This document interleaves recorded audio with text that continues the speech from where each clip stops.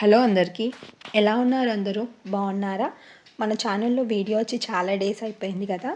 So ఈరోజు video marathon video, science paper 2 content related.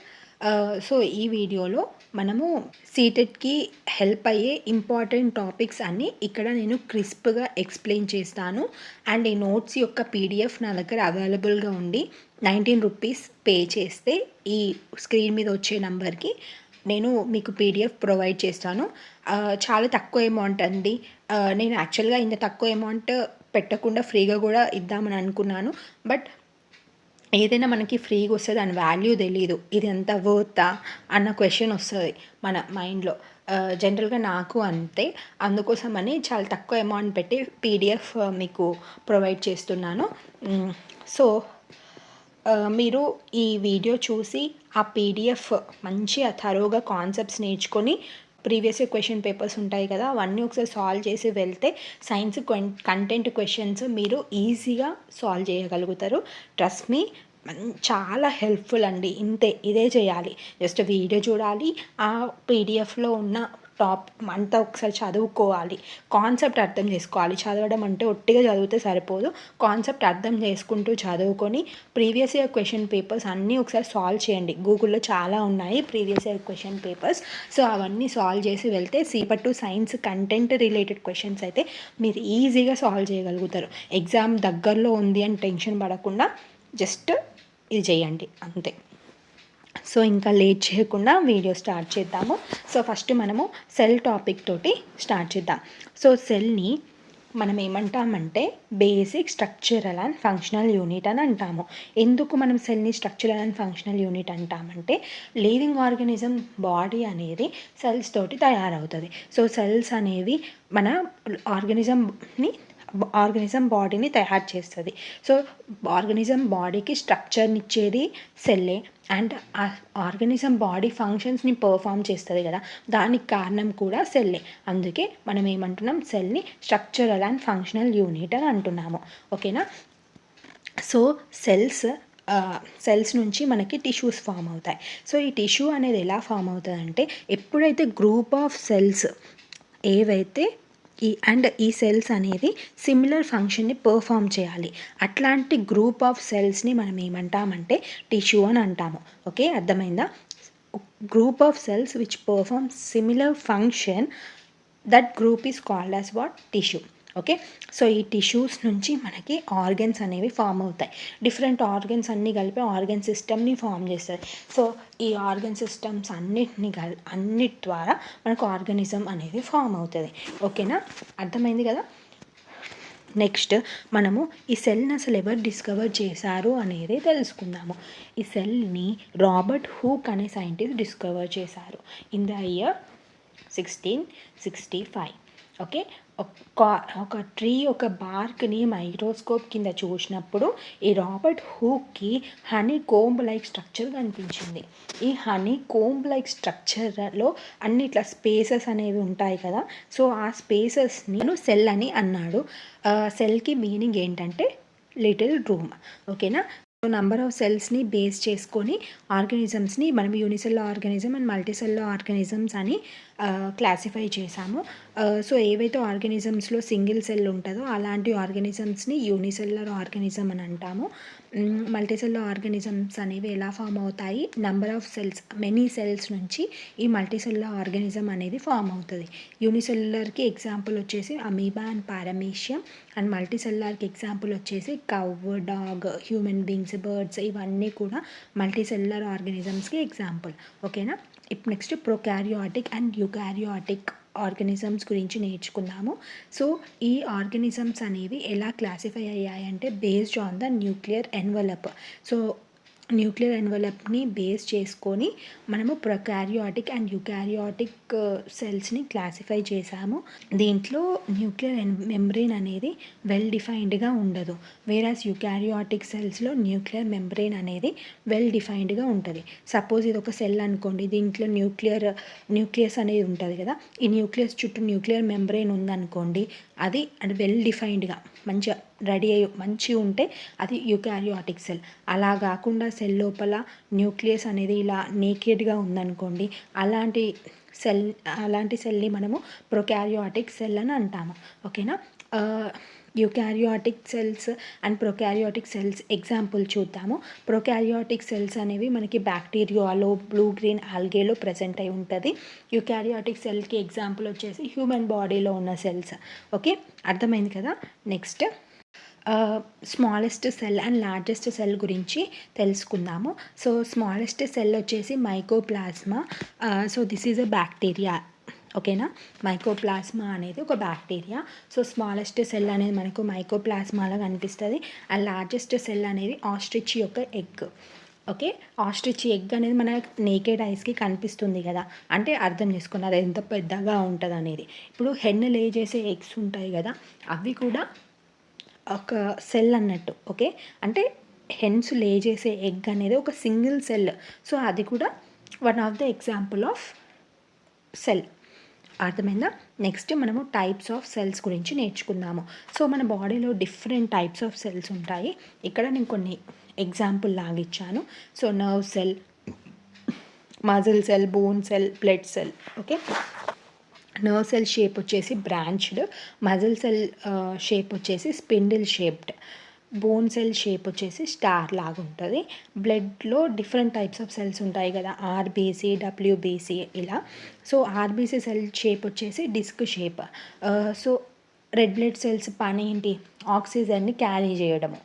Okay, so అది ఆక్సిజన్ని carry చేయడానికి అంటే దానికి సర్ఫేస్ ఏరియా ఎక్కువ కావాలి. ఎంత ఎక్కువ సర్ఫేస్ ఏరియా ఉంటే అంత ఎక్కువ ఆక్సిజన్ అది క్యారీ చేయగలుగుతుంది కదా, అందుకే అది డిస్క్ షేప్లో ఉంటుంది. ఓకేనా.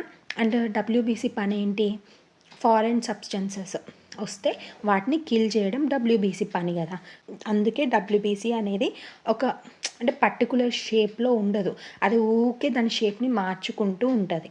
ఓకేనా. సో ఈ బ్లడ్ సెల్స్ లాగానే అమీబా మనము యూనిసెల్యులర్ ఆర్గానిజంకి ఎగ్జాంపుల్గా చెప్పుకున్నాం కదా, అంటే అమీబా మొత్తం మొత్తం దాని బాడీ అంతా ఒక్క సెల్ అన్నట్టు. ఓకేనా. సో ఇలా దానికి ఒక పర్ఫెక్ట్ షేప్ అంటూ ఏముండదు, ఇర్రెగ్యులర్ షేప్లో ఉంటుంది.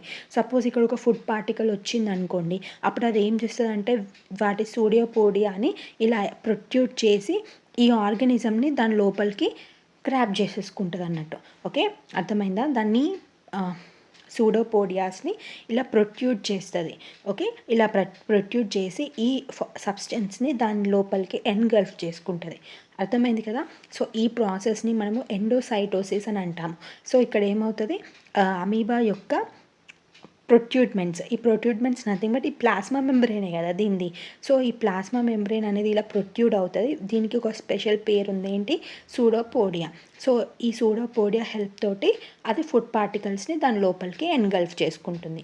ఓకే, అర్థమైందా. నెక్స్ట్ మనము పార్ట్స్ ఆఫ్ ద సెల్ గురించి నేర్చుకుందాము. బేసిక్గా మనకి సెల్ లోపల 3 పార్ట్స్ కనిపిస్తాయి. ఓకేనా. One is cell membrane, second one is cytoplasm and third one is nucleus. ఓకేనా. సెల్ మెంబ్రెయిన్ని ప్లాస్మా మెంబ్రెయిన్ అని కూడా అంటాము, కన్ఫ్యూజ్ కాకండి. What is the other name of cell membrane, plasma membrane. Okay, so cytoplasm ఇంకా న్యూక్లియస్ని కంబైన్డ్గా మనము protoplasm అని కూడా అంటాము. ఈ ప్రోటోప్లాజం అనేది living substance of the cell. Protoplasm ఏమని అంటున్నాం, లివింగ్ సబ్స్టెన్స్. సెల్ యొక్క లివింగ్ సబ్స్టెన్స్ ఏంటి అంటే ప్రోటోప్లాజం. సో ప్రోటోప్లాజం దేని కాంబినేషన్లో పిలుస్తాము ప్రోటోప్లాజం అని, సైటోప్లాజం ఇంకా న్యూక్లియస్ని కంబైన్డ్ ఫామ్లో మనం ప్రోటోప్లాజం అని పిలుస్తాము. అర్థమైంది కదా. న్యూక్లియస్ లోపల ఏముంటుంది, జెనెటిక్ ఇన్ఫర్మేషన్ అనేది ప్రజెంట్ అయి ఉంటుంది, క్రోమోసోమ్స్ అనేవి ప్రజెంట్ అయి ఉంటుంది. ఓకే, అర్థమైంది కదా. సో సెల్ లోపల మనకి ఈ 3 మెయిన్ పార్ట్సే కాకుండా ఇంకా కొన్ని వేరే సబ్స్టెన్సెస్ కూడా ప్రజెంట్ అయి ఉంటాయి, వాటిని మనము సెల్ ఆర్గనెల్స్ అని అంటాము. ఓకేనా. సో ఇంతకుముందు యూకారియాటిక్ అండ్ ప్రొకారియాట్స్ గురించి నేర్చుకున్నాం కదా. యూకారియాట్స్లో మనకి సెల్ ఆర్గనెల్స్ అనేవి మంచిగా ఫామ్ అయి ఉంటాయి అండ్ వాటి చుట్టూ మెంబ్రెయిన్ అనేది ఉంటుంది. ఇట్ మీన్స్ యూకారియాట్స్లో మెంబ్రెయిన్ బౌండ్ సెల్ ఆర్గనెల్స్ అనేవి ప్రజెంట్ అయి ఉంటాయి, వేరస్ ప్రొకారియాట్స్లో మనకి ఇలాంటి మెంబ్రెయిన్ బౌండ్ సెల్ ఆర్గనెల్స్ అనేవి కనిపించవు, జస్ట్ రైబోసోమ్స్ ప్రజెంట్ అయి ఉంటాయి. ఓకే, అర్థమైంది కదా. సో ఇప్పుడు మనము సెల్ మెంబ్రెయిన్ గురించి తెలుసుకుందాం. సో ఇంతకుముందే చెప్పాను, సెల్ మెంబ్రెయిన్ని ఇంకెలా అని పిలుస్తాం, ప్లాస్మా మెంబ్రెయిన్ అని పిలుస్తాము. ఓకేనా. ఈ సెల్ మెంబ్రెయిన్ అనేది మనకి సెల్కి ఒక షేప్ని ప్రొవైడ్ చేస్తుంది అండ్ సెల్ మెంబ్రెయిన్ ఫ్లెక్సిబుల్గా ఉంటుంది. అండ్ ఇప్పుడు చూడండి, ఇక్కడ ఇది సపోజ్ సెల్ అనుకోండి, ఈ సెల్ అనేది దేనితోటి కవర్ అయి ఉంటుంది అంటే సరౌండింగ్స్ నుంచి ఈ సెల్ అనేది ఎలా సపరేట్ అయి ఉంది, ప్లాస్మా మెంబ్రెయిన్ తోటి కదా. అంటే ఈ సెల్ లోపలికి ఏమైనా రావాలంటే సెల్ మెంబ్రెయిన్ని క్రాస్ చేసి రావాలి. సో ఇక్కడ ఈ సెల్ మెంబ్రెయిన్ అనేది సెలెక్టివ్లీ పర్మియబుల్గా ఉంటుంది. అంటే సెల్ లోపలికి కొన్ని సబ్స్టెన్సెస్ని లోపలికి రానిస్తుంది, సెలెక్టెడ్ సబ్స్టెన్సెస్ని, అండ్ సెలెక్టెడ్ సబ్స్టెన్సెస్ని సెల్ నుంచి అవుట్ సైడ్ బయటికి పంపిస్తుంది. ఓకే. ఒకవేళ ఈ ఫంక్షన్ లేకపోతే ప్లాస్మా మెంబ్రెయిన్కి సెల్ అనేది ఎప్పుడో డిస్ట్రాయ్ అయిపోయేది. ఓకే, అర్థమైంది కదా. అండ్ ఈ ప్లాస్మా మెంబ్రెయిన్ అనేది ఎలా తయారవుతుంది, లిపిడ్స్ అండ్ ప్రోటీన్స్ తోటి తయారై ఉంటుంది. ఓకే, అర్థమైంది కదా. ఇంతకుముందే నేను ఎండోసైటోసిస్ గురించి ఎక్స్ప్లెయిన్ చేశాను. ఓకే, అర్థమైంది కదా. సో ఫ్లెక్సిబిలిటీ గురించి చెప్పడం కోసం అని ఇక్కడ ఎండోసైటోసిస్ గురించి మెన్షన్ చేశాను. నెక్స్ట్ సెల్ వాల్ గురించి నేర్చుకుందాము. సెల్ వాల్ అనేది అన్ని ఆర్గానిజమ్స్లో ప్రజెంట్ అయి ఉండదు. అంటే లైక్ యానిమల్ సెల్స్లో మనకి ఈ సెల్ వాల్ అనేది ఉండదు. సెల్ వాల్ అనేది ఒట్టి ప్లాంట్స్ అండ్ బ్యాక్టీరియల్ సెల్స్లో మాత్రమే కనిపిస్తుంది. ఈ సెల్ వాల్ దేంతో తయారవుతుంది, సెల్యులాస్ తోటి. ఇంతకుముందు నేను సెల్ మెంబ్రెయిన్ గురించి చెప్పాను కదా. సెల్ మెంబ్రెయిన్ అనేది ఎలా తయారైంది, లిపిడ్స్ ఇంకా ప్రోటీన్స్ తోటి తయారైంది. ఓకే, గుర్తుపెట్టుకోండి. ఈ సెల్ మెంబ్రెయిన్ అనేది సెల్కి ప్రొటెక్షన్ ఇస్తుంది. ఓకే, అర్థమైందా. ఇప్పుడు పెద్ద పెద్ద చెట్లు ఉంటాయి, అవి విరగకుండా గట్టిగా ఉంటాయి. ఇప్పుడు చూడండి, చెట్టు మీద పెట్టిన బలం మన బోన్స్ మీద పెడితే ఏమవుతుంది, వెంటనే విరిగిపోతాయి. అంటే అక్కడ ప్లాంట్స్లో సెల్ వాల్ ఉంటుంది కాబట్టి అది అట్లా విరగకుండా దాన్ని ప్రొటెక్ట్ చేస్తుంది. అర్థమైందా. మనకి సెల్ వాల్ ఉంటుంది కాబట్టి మన బొక్కలు అన్నీ ఈజీగా ఇరుగుతాయి. ఓకే, అంటే అదే ఇప్పుడు నేను ఎగ్జాంపుల్ ఇచ్చాను కదా. అంటే సరౌండింగ్ మీడియాలో వచ్చే చేంజెస్ని ఈ ప్లాంట్స్, బ్యాక్టీరియా మంచిగా తట్టుకోగలుగుతున్నాయి. ఎందుకు, వాటికి సెల్ వాల్ ఉంటుంది కాబట్టి. అర్థమైంది కదా. నెక్స్ట్ న్యూక్లియస్ గురించి నేర్చుకుందాము. న్యూక్లియస్ని మనము మాస్టర్ ఆఫ్ ద సెల్ అని అంటాము. ఎందుకంటే మన సెల్ లోపల జరిగే అన్ని ఫంక్షన్స్ని మానిటర్ చేసేది ఎవరంటే న్యూక్లియస్. అందుకే మనము న్యూక్లియస్ని ఏమంటాము, మాస్టర్ ఆఫ్ ద సెల్ అని అంటాము. సో ఇంతకుముందే మనం ప్రొకారియోట్స్, యూకారియోట్స్ గురించి నేర్చుకున్నాం కదా. ప్రొకారియోట్స్లో న్యూక్లియర్ మెంబ్రెయిన్ అనేది వెల్ డిఫైన్డ్గా ఉండదు. సో అలా అన్డిఫైన్డ్ న్యూక్లియర్ మెంబ్రెయిన్ని మనం ఏమంటామంటే న్యూక్లియాయిడ్ అని అంటాము. ఓకేనా. ఈ యూకారియోట్స్లో న్యూక్లియర్ మెంబ్రెయిన్ అనేది వెల్ డిఫైన్డ్గా ఉంటుంది and it contains specialised cell organelles. Okay, అర్థమైంది కదా. న్యూక్లియస్ లోపల ఇంకేం కనిపిస్తుంది, మనకి క్రోమాటిన్ అనేది కనిపిస్తుంది. సో ఈ క్రోమాటిన్లో జెనెటిక్ ఇన్ఫర్మేషన్ అనేది ప్రెజెంట్ అయి ఉంటాయి. అది అలా తరతరాలుగా ఫర్దర్ జనరేషన్స్కి పాస్ అవుతూ ఉంటుంది. ఓకేనా. సో ఎప్పుడైతే అది లూజ్ ఫామ్లో ఉంటుందో దాన్ని మనము క్రోమాటిన్ అంటాము. ఎప్పుడైతే ఆ క్రోమాటిన్ కండెన్స్ అవుతుందో దాన్ని మనము క్రోమోజోమ్స్ అని అంటాము. ఓకే, అర్థమైంది కదా. నెక్స్ట్ మనము సెల్ ఆర్గనెల్స్ గురించి నేర్చుకుందాము. సెల్ ఆర్గనెల్స్ అనేవి ఎందులో ఉంటాయి, యూకారియోటిక్ సెల్స్లో ఉంటాయి. అర్థమైంది కదా. సో ఫస్ట్ సెల్ ఆర్గనెల్ వచ్చేసి ఎండోప్లాస్మిక్ రెటికులమ్. సో ఈ ఎండోప్లాస్మిక్ రెటికులమ్ అనేది సెల్ లోపల ఒక నెట్వర్క్ లాగా ఫామ్ అయి ఉంటుంది. సో దీని ఫంక్షన్ ఏంటంటే ట్రాన్స్పోర్ట్ ఆఫ్ మెటీరియల్స్.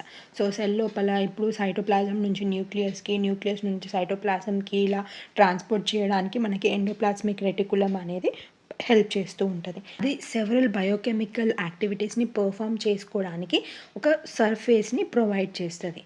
ఓకేనా. సో ఎండోప్లాస్మిక్ రెటికులం అనేవి 2 types. One is rough endoplasmic reticulum, another one is smooth endoplasmic reticulum. అర్థమైందా. రఫ్ ఎండోప్లాస్మిక్ రెటికులం అని ఎందుకు అంటున్నామంటే అది ఇలా నెట్వర్క్ ఫామ్ చేసుకుంటుంది కదా. సో ఇలా దాని మెంబ్రెయిన్ పైన రైబోసోమ్స్ అనేవి అటాచ్ అయి ఉంటాయి. Ribosomes are also another type of cell organelle. Ribosomes ఏం చేస్తున్నాయి, ఎండోప్లాస్మిక్ రెటికులంకి అటాచ్ అయి ఉండిపోవడం వల్ల అవి రఫ్ అయిపోతుంది కదా ఎండోప్లాస్మిక్ రెటికులం సర్ఫేస్. అందుకోసమనే రఫ్ ఎండోప్లాస్మిక్ రెటికులం అని అంటాం. రఫ్ ఎండోప్లాస్మిక్ రెటికులం ఫంక్షన్ ఏంటంటే ప్రోటీన్ సింథసిస్. అర్థమైందా? రైబోసోమ్స్ యొక్క మెయిన్ ఫంక్షన్ కూడా ప్రోటీన్ సింథసిసే. ఓకేనా? నెక్స్ట్ మనము స్మూత్ ఎండోప్లాస్మిక్ రెటికులం గురించి నేర్చుకుందాము. స్మూత్ ఎండోప్లాస్మిక్ రెటికులం అనేది మనకి లిపిడ్ సింథసిస్లో హెల్ప్ చేస్తుంది. Lipids nothing but fats. Okay, అర్థమైంది కదా? అండ్ స్మూత్ ఎండోప్లాస్మిక్ రెటికులంకి ఇంకొక ఫంక్షన్ కూడా ఉంది. ఏంటంటే అది లివర్లో ఉన్న సెల్స్లో స్మూత్ ఎండోప్లాస్మిక్ రెటికులం ఉంటుంది కదా, అది పాయిజన్స్ని, డ్రగ్స్ని అన్నీ డీటాక్సిఫై చేస్తుంది అన్నట్టు. అంటే అవి రిమూవ్ చేసేస్తుంది లివర్ సెల్స్ నుంచి. ఓకే, అర్థమైంది కదా? నెక్స్ట్ మనము గాల్గి ఆపరేటర్స్ గురించి నేర్చుకుందాము. ఈ గాల్గి ఆపరేటర్స్ని ఎవరో డిస్క్రైబ్ చేశారంటే కెమిలియో గాల్గి అనే అతను డిస్క్రైబ్ చేశాడు. ఇక్కడ గాల్గి ఆపరేటర్స్ అనేవి మెంబ్రేన్ బాండ్ వెసికల్స్ లాగా ఇలా ప్యారలల్గా అరేంజ్ అయి ఉంటాయి. వీటిని మనం ఏమంటామంటే, ఈ స్టాక్స్ని అంటే ఇట్లా గ్రూప్ని మనం ఏమంటామంటే సిస్టర్న్స్ అంటాము. Okay, Golgi operators main function ఏంటంటే ప్యాకింగ్. ఓకే, ప్యాకింగ్ చేస్తుంది అది. అంటే ఇప్పుడు ఎక్కడికైనా ట్రాన్స్పోర్ట్ చేయాలనుకోండి, మనం ఏం చేస్తాం, దాన్ని మంచిగా నీట్గా ప్యాక్ చేస్తాం కదా, ఆ ప్యాకింగ్ పని గాల్గి ఆపరేటర్స్ చేస్తాయి. స్టోరేజ్, మోడిఫికేషన్ కూడా చేస్తూ ఉంటాయి. ఓకేనా? అర్థమైంది కదా? So these are the functions of Golgi apparatus. Next lysosomes గురించి నేర్చుకుందాం. ఈ లైజోజోమ్స్ని మనము సూసైడల్ బ్యాగ్స్ అని అంటాము. అంటే ఇప్పుడు సపోజ్ డ్రౌట్ కండిషన్ వచ్చిందనుకోండి, లేకపోతే మన టాక్సిన్స్ మన సెల్ లోపలికి ఎంటర్ అయిపోయింది అనుకోండి, రిమూవ్ చేయాలి కదా, అలా రిమూవ్ చేయడానికి లైజోజోమ్స్ హెల్ప్ చేస్తాయి. అండ్ సపోజ్ ఇప్పుడు ఒక సెల్ డ్యామేజ్ అయిపోయింది, డ్యామేజ్డ్ సెల్ని మనం బయటికి పంపించేయాలనుకుంటున్నాం. సో అలా బయటికి పంపించేయాలన్నప్పుడు ఏమవుతుందంటే ఈ లైజోజోమ్స్ అనేవి బర్స్ట్ అయిపోతాయి. ఎందుకంటే ఈ లైజోజోమ్ లోపల మనకి డైజెస్టివ్ ఎంజైమ్స్ అనేవి ప్రజెంట్ అయి ఉంటాయి.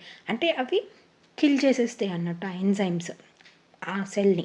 ఓకే, సో సెల్ ఎప్పుడైతే డ్యామేజ్ అయిపోతుందో అప్పుడు లైజోజోమ్స్ బర్స్ట్ అయిపోయి ఆ సెల్ని తినేస్తాయి.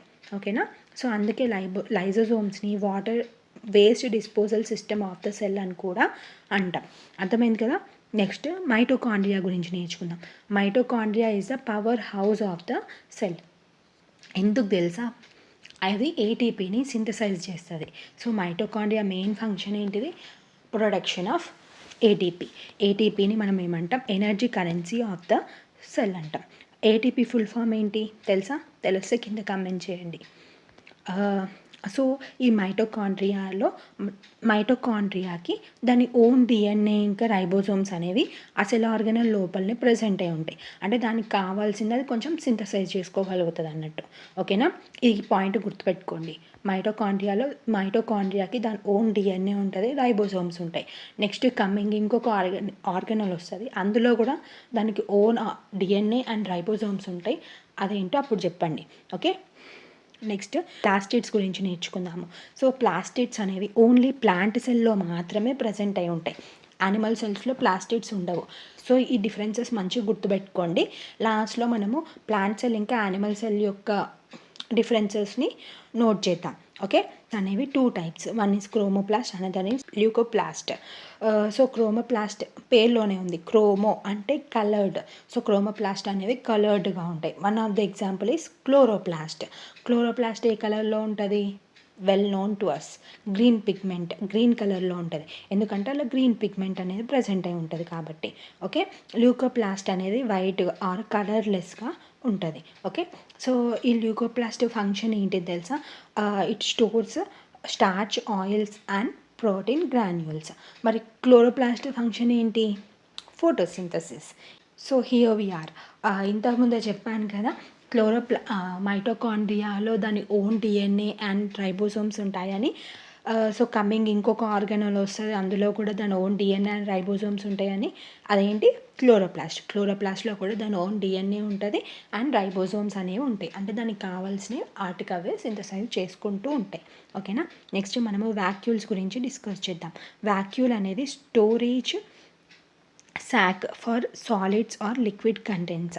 So solids and liquid contents store చేసుకోవడానికి ఒక సాక్ లాగా వాక్యూల్స్ హెల్ప్ చేస్తాయి. So vacuole are full of cell sap and provide turgidity and rigidity to the సెల్కి రిజిడ్ నేచర్ని, టర్జిడిటీ అంటే ఇప్పుడు సపోజ్ ఇది ఒక సెల్ ఆర్గనల్ అనుకోండి, ఇది ఒక సెల్ అనుకోండి.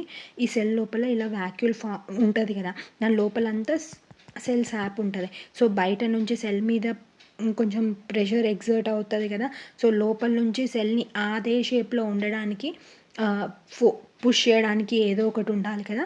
సో వాక్యూల్ లోపల సెల్ సాప్ ఉండడం వల్ల అది టర్జిడిటీ అంటే దాని ప్రెషర్ని సెల్కి అవుట్ సైడ్గా చూపిస్తూ ఉంటుంది అన్నట్టు. బయట సైడ్ నుంచి బయట ప్రెషర్ ఉంటుంది, లోపల సైడ్ నుంచి ఎవరు ఆ ప్రెషర్ని చూపిస్తారో సెల్లో ఉన్న వాక్యూల్లో ఉన్న సెల్ సాప్. అర్థమైందా?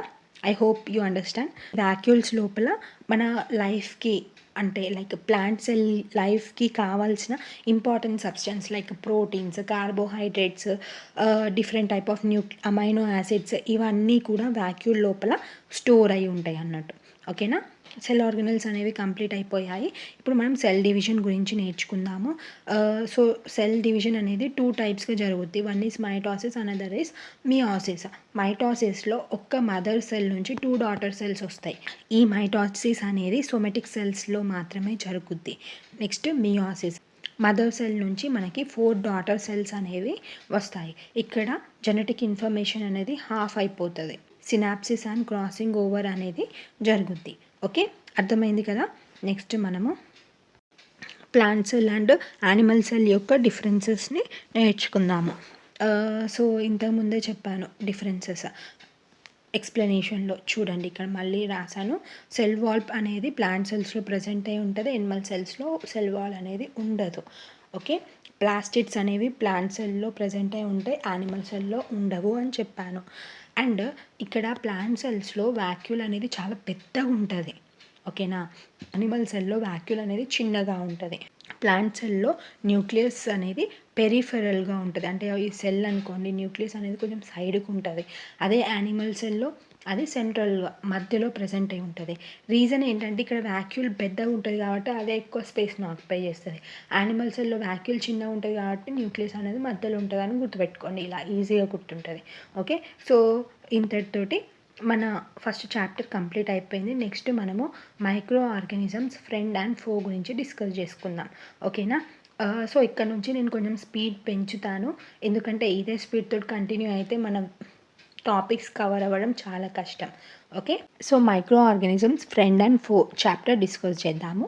మైక్రో ఆర్గానిజమ్స్ నేమ్లోనే ఉంది, అవి చాలా చిన్న ఆర్గానిజమ్స్. మైక్రో ఆర్గానిజమ్స్కి అనదర్ నేమ్ వచ్చేసి మైక్రోబ్స్. అంటే మైక్రో ఆర్గానిజమ్స్ని చూడాలంటే మనకి ఎలక్ట్రాన్ మైక్రోస్కోప్ ఆర్ మైక్రోస్కోప్ అనేది అవసరం, లేకపోతే మనం చూడలేం మైక్రో ఆర్గానిజమ్స్ని. ఓకేనా. ఈ మైక్రో ఆర్గానిజమ్స్ని మనం 4 మేజర్ గ్రూప్స్గా క్లాసిఫై చేశాము. అవి ఏంటంటే bacteria, fungi, protozoa and algae. Clear. ఇవే కాకుండా ఇంకొక టైప్ ఆఫ్ మైక్రో ఆర్గానిజం ఉంది, అదేంటంటే వైరసెస్. సో ఈ వైరసెస్ అనేవి ఎప్పుడు రిప్రొడ్యూస్ చేయగలుగుతాయి అంటే ఎప్పుడైతే హోస్ట్ ఆర్గానిజం ఉంటుందో ఆ హోస్ట్ ఆర్గానిజం బాడీ లోపలనే ఇవి రిప్రొడ్యూస్ చేయగలుగుతాయి. ఒకవేళ హోస్ట్ ఆర్గానిజం బాడీ దొరకలేదు అనుకోండి వైరసెస్కి, అది రిప్రొడ్యూస్ చేయలేదు.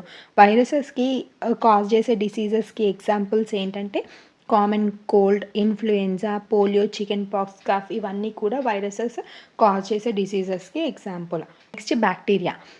సో బ్యాక్టీరియా కాజ్ చేసే డిసీజెస్కి ఎగ్జాంపుల్స్ వచ్చేసి టైఫాయిడ్ అండ్ ట్యూబర్క్యులోసిస్. ఇవి ఎగ్జామ్ పాయింట్ ఆఫ్ వ్యూ నుంచి ఇంపార్టెంట్. కొన్ని డిసీజెస్ నేమ్ ఇస్తారు, అవి ఎవరు కాజ్ చేస్తారని అడిగే ఛాన్స్ ఉంది. సో ఈ డిసీజెస్ నేమ్స్ని గుర్తుపెట్టుకోండి, ఏ డిసీజెస్ని ఏ ఆర్గానిజం కాజ్ చేస్తుంది అనేది. ఓకేనా. ఇక్కడ ఫంగీ, ప్రోటోజోవా అండ్ ఆల్గే ఇచ్చారు కదా, సో ఇవన్నీ కూడా ఎగ్జాంపుల్స్ ఆఫ్ దట్ ఆర్గానిజం. ఓకేనా. ఫంగీకి ఎగ్జాంపుల్ వచ్చేసి బ్రెడ్ మోల్డ్, పెన్సిలియం, ఆస్పారజిలస్. ప్రోటోజోవాకి example Amoeba and Paramecium. Okay. ఆల్గేకి ఎగ్జాంపుల్స్ వచ్చేసి క్లెమైడోమోనాస్ అండ్ స్పైరోగైరా. క్లియర్ కదా. నెక్స్ట్ మనము micro organisms which are friendly. అంటే కొన్ని మైక్రో ఆర్గానిజమ్స్ మనకి ఫ్రెండ్లీగా ఉంటాయి అండ్ కొన్ని మైక్రో ఆర్గానిజమ్స్ వల్ల మనకి ఫుల్ ఎఫెక్ట్స్ ఉంటాయి. ఓకే, సో ఇప్పుడు నేర్చుకోబోయే ఆ మైక్రో ఆర్గానిజమ్స్ వల్ల మనకి అడ్వాంటేజెస్ ఏంటి అనేది తెలుసుకుందాం. ఓకేనా. ఈ మైక్రో ఆర్గానిజమ్స్ మెయిన్గా ఏం చేస్తారంటే ఎన్విరాన్మెంట్ని క్లియర్ చేస్తుంది అన్నట్టు. ఓకే, అంటే ఎన్విరాన్మెంట్లో ఏదైనా డెడ్ ఆర్గానిక్ మ్యాటర్ ఉన్నా ఇలాంటి ఆర్గానిక్ సబ్స్టెన్సెస్ ఉంటాయి కదా, అవన్నిటి మీద యాక్ట్ చేసి వాటిని డీగ్రేడ్ చేస్తుంది అన్నట్టు. సో అలా ఎన్విరాన్మెంట్ని క్లీన్ చేసే పని ఎవరు చేస్తున్నారు? Nothing but micro organisms. Micro organisms లేకుండా మన ఎన్విరాన్మెంట్ని మనం ఊహించుకోలేము. ఓకేనా. So micro organisms are soil friendly and they increase the soil fertility also. Okay, అంటే నథింగ్ బట్ ఇక్కడ ఆర్గానిక్ మ్యాటర్ని డీకంపోజ్ చేస్తుంది కదా, they increases the soil fertility. And micro ఆర్గానిజమ్స్ని కర్డ్ మేకింగ్లో కూడా మనము యూజ్ చేస్తాము. బ్రెడ్ మేకింగ్లో ఉంటుంది కదా, సో ఈస్ట్ని మనం ఎప్పుడైతే పిండి ఉంటుంది కదా, పిండిలో మనం ఈస్ట్ వేసి కాసేపు పెట్టేసామనుకోండి, ఆ పిండి అనేది ఫర్మెంట్ అవుతుంది.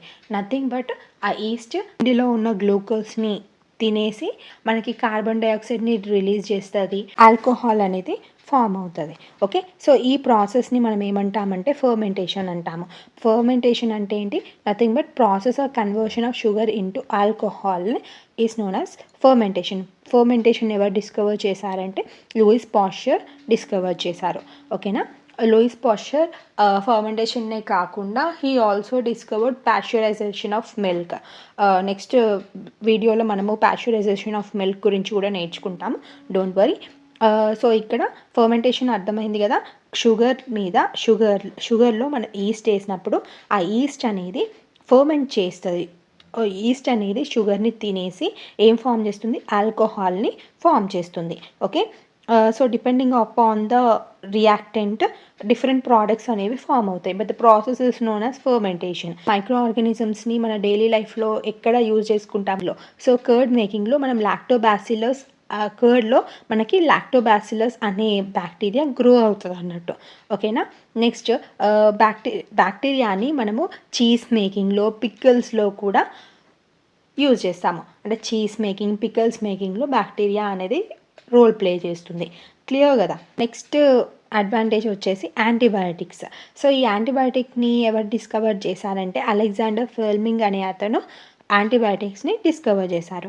సో ఈ యాంటీబయాటిక్ ఏం చేస్తుందంటే డిసీజ్ కాజింగ్ మైక్రో ఆర్గానిజమ్స్ ఉంటాయి కదా, వాటిని చంపే పని చేస్తుంది. అంటే అవి గ్రో కాకుండా ఎవరు స్టాప్ చేస్తున్నారు? యాంటీబయాటిక్ స్టాప్ చేస్తుంది. సో ఈ antibiotic one of the example of antibiotic is penicillin. Okay, so penicillin అనేది ఒక టైప్ ఆఫ్ ఫంగస్ నుంచి ఎక్స్ట్రాక్ట్ చేస్తారు. సో ఈ పెన్సిలిన్ యాంటీబయాటిక్ అనేది బ్యాక్టీరియా యొక్క సెల్ వాల్ మీద యాక్ట్ చేసి దాన్ని చంపేస్తుంది. ఓకేనా, అర్థమైంది కదా యాంటీబయాటిక్ యూజెస్. నెక్స్ట్ మనము ఎడ్వర్డ్ జెన్నర్ గురించి నేర్చుకుందాము. ఎడ్వర్డ్ జెన్నర్ ఏం చేశాడంటే స్మాల్ పాక్స్కి వ్యాక్సిన్ని డిస్కవర్ చేశారు. సో వ్యాక్సిన్లో నథింగ్ బట్ డెడ్ ఆర్గానిజమ్స్ ఉంటాయి. సో ఈ డెడ్ ఆర్గానిజమ్స్ని ఆర్ వీక్ ఆర్గానిజమ్స్ ఉంటాయి. ఏమన్నాను? వ్యాక్సిన్లో dead organism or weak organism ఉంటుంది.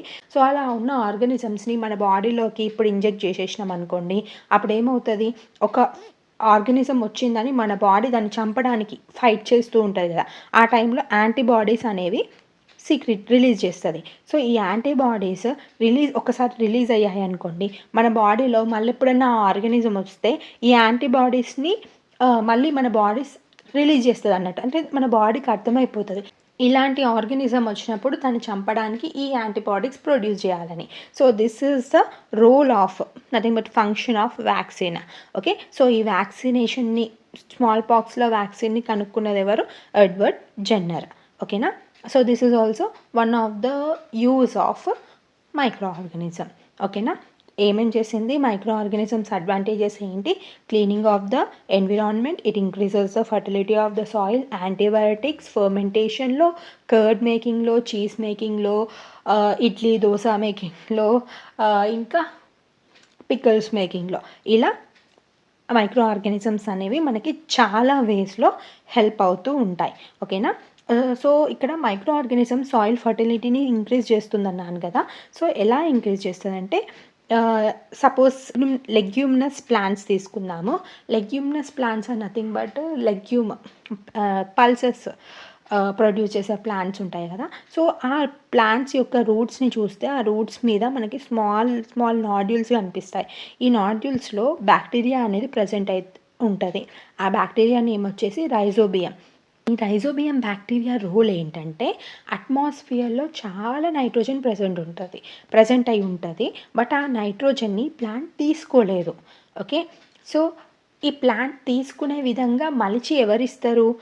రైజోబియం బ్యాక్టీరియా ఇస్తుంది. సో ఈ రూట్ నాడ్యూల్స్లో ఉన్న బ్యాక్టీరియా ఏం చేస్తుంది? అట్మాస్ఫియర్లో ఉన్న నైట్రోజన్ని తీసుకొని ప్లాంట్కి కావాల్సిన విధంగా కన్వర్ట్ చేసి ప్లాంట్కి ఇస్తూ ఉంటుంది. ఓకే, సో దీనికి బదులుగా ప్లాంట్ ఏం చేస్తుందంటే ఈ రైజోబియం బ్యాక్టీరియాకి షెల్టర్ని ఇస్తుంది.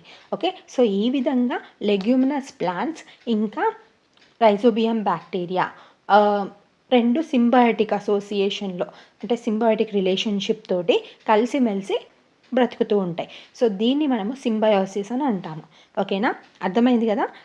సో ఈ విధంగా అట్మాస్ఫియర్లో ఉన్న నైట్రోజన్ని సాయిల్లో ఉన్న బ్యాక్టీరియా ఫిక్స్ చేసి ప్లాంట్స్కి ఇస్తుంది. సో రైజోబియం అనేది ఒక ఎగ్జాంపుల్ నైట్రోజన్ ఫిక్సేషన్కి. అలాగే బ్లూ గ్రీన్ ఆల్గే కూడా నైట్రోజన్ ఫిక్సేషన్లో హెల్ప్ చేస్తూ ఉంటుంది. క్లియర్ కదా. నెక్స్ట్ మనము harmful effects of micro organism గురించి డిస్కస్ చేద్దాము. ఓకేనా. సో ఈ మైక్రో ఆర్గానిజమ్స్ యొక్క హార్మ్ఫుల్ ఎఫెక్ట్స్లో మెయిన్గా మైక్రో ఆర్గానిజం చేసే పని ఏంటంటే డిసీజెస్ని కాజ్ చేయడము. So diseases causing micro organisms are called as pathogens. ఓకేనా, అర్థమైందా. ప్యాథోజెన్స్ అంటే ఏంటి? ఏవైతే మైక్రో ఆర్గానిజమ్స్ డిసీజ్ని కాజ్ చేస్తాయో ఆ ఆర్గానిజమ్స్ని మనము ప్యాథోజెన్స్, ఆ మైక్రో ఆర్గానిజమ్స్ని ప్యాథోజెన్స్ అని అంటాము. Okay, next communicable diseases. Name it self is saying communicable diseases అంటే ఒక్కరి నుంచి ఇంకొకరికి స్ప్రెడ్ అవుతూ ఉంటాయి అన్నట్టు ఆ డిసీజెస్. ఒక హెల్తీ పర్సన్కి ఇన్ఫెక్టెడ్ పర్సన్ నుంచి డిసీజెస్ అనేవి స్ప్రెడ్ అవుతాయో అది ఎయిర్ ద్వారా కావచ్చు, water, food or physical contact ద్వారా ఒక ఇన్ఫెక్టెడ్ పర్సన్ నుంచి హెల్తీ పర్సన్కి డిసీజెస్ అనేవి స్ప్రెడ్ అవుతాయి. అలాంటి డిసీజెస్ని మనము కమ్యూనికబుల్ డిసీజెస్ అని అంటాము. Examples of communicable diseases is cholera, cold, chicken pox, TB. Okay, so ఇవన్నీ కూడా కమ్యూనికబుల్ డిసీజెస్కి ఎగ్జాంపుల్స్. ఒక డిసీజ్ ఉంది, ఆ డిసీజ్ అనేది యానిమల్స్ ద్వారా ఆర్ ఇన్సెక్ట్స్ ద్వారా మనం ఏమంటామంటే వెక్టార్స్ అని అంటాము. అర్థమైందా. ఫర్ ఎగ్జాంపుల్ మలేరియా ఫీవర్ అనేది ఎవరు కుట్టడం వల్ల వస్తుంది? మస్కిటోస్ కుట్టడం వల్ల వస్తుంది. దట్టు ఫీమేల్ అనఫలిస్ మాస్కిటో మనల్ని ఎప్పుడైతే కుడుతుందో అప్పుడు మనకి మలేరియా ఫీవర్ అనేది వస్తుంది. సో ఇక్కడ ఈ ఫీమేల్ అనఫిలిస్ మాస్కిటోలో అట్లాంటిది ఏముంది దానివల్ల మలేరియా ఫీవర్ రావడానికంటే అందులో ప్లాస్మోడియం అనే ప్రోటోజోవా ప్రజెంట్ అయి ఉంటుంది. అది ఎప్పుడైతే హ్యూమన్ బీయింగ్ బాడీలోకి ఎంటర్ అవుతుందో గ్రో అయిన తర్వాత మలేరియా ఫీవర్ అనేది వస్తుంది. అర్థమైంది కదా. సో ఇక్కడ ఫీమేల్ అనఫిలిస్ మాస్కిటో అనేది ఆ ప్లాస్మోడియం ప్రోటోజోవాని మన బాడీలోకి పంపిస్తుంది కదా. సో ఇక్కడ ఈ female Anopheles mosquito is nothing but a vector. అర్థమైందా. సో ఇంకా ఎగ్జాంపుల్స్ ఏంటంటే వెక్టార్స్కి house flies, female Aedes mosquito dengue ఫీవర్ని కాజ్ చేస్తుంది. ఫీమేల్ అనఫిలిస్ మాస్కిటో అనేది మలేరియా ఫీవర్ని కాజ్ చేస్తుంది. Common human diseases caused by micro organisms. So ఇక్కడ based on the mode of transmission మనము హ్యూమన్ డిసీజెస్ని కేటగిరైజ్ చేసినాం. ఎయిర్ ద్వారా ఏవైతే హ్యూమన్ డిసీజెస్ అనేవి స్ప్రెడ్ అవుతాయి అనేది ఈ కేటగిరీలో మెన్షన్ చేశారు.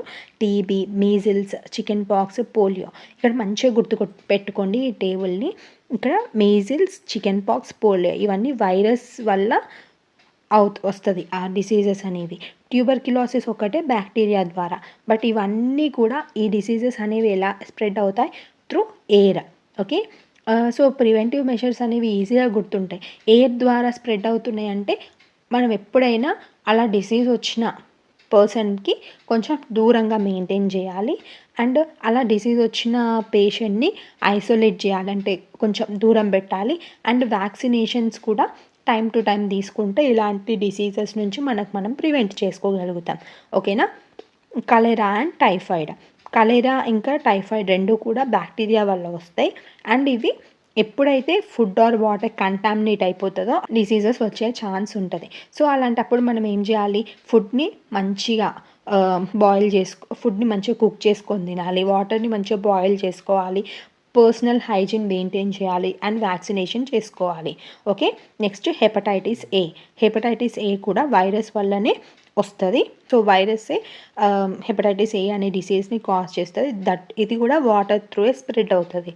ఓకే, సో ఇక్కడ కూడా సేమ్ వాటర్ని బాయిల్ చేసుకోవాలి, ఫుడ్ని మంచిగా కుక్ చేసుకొని తినాలి, వ్యాక్సినేషన్ చేసుకోవాలి.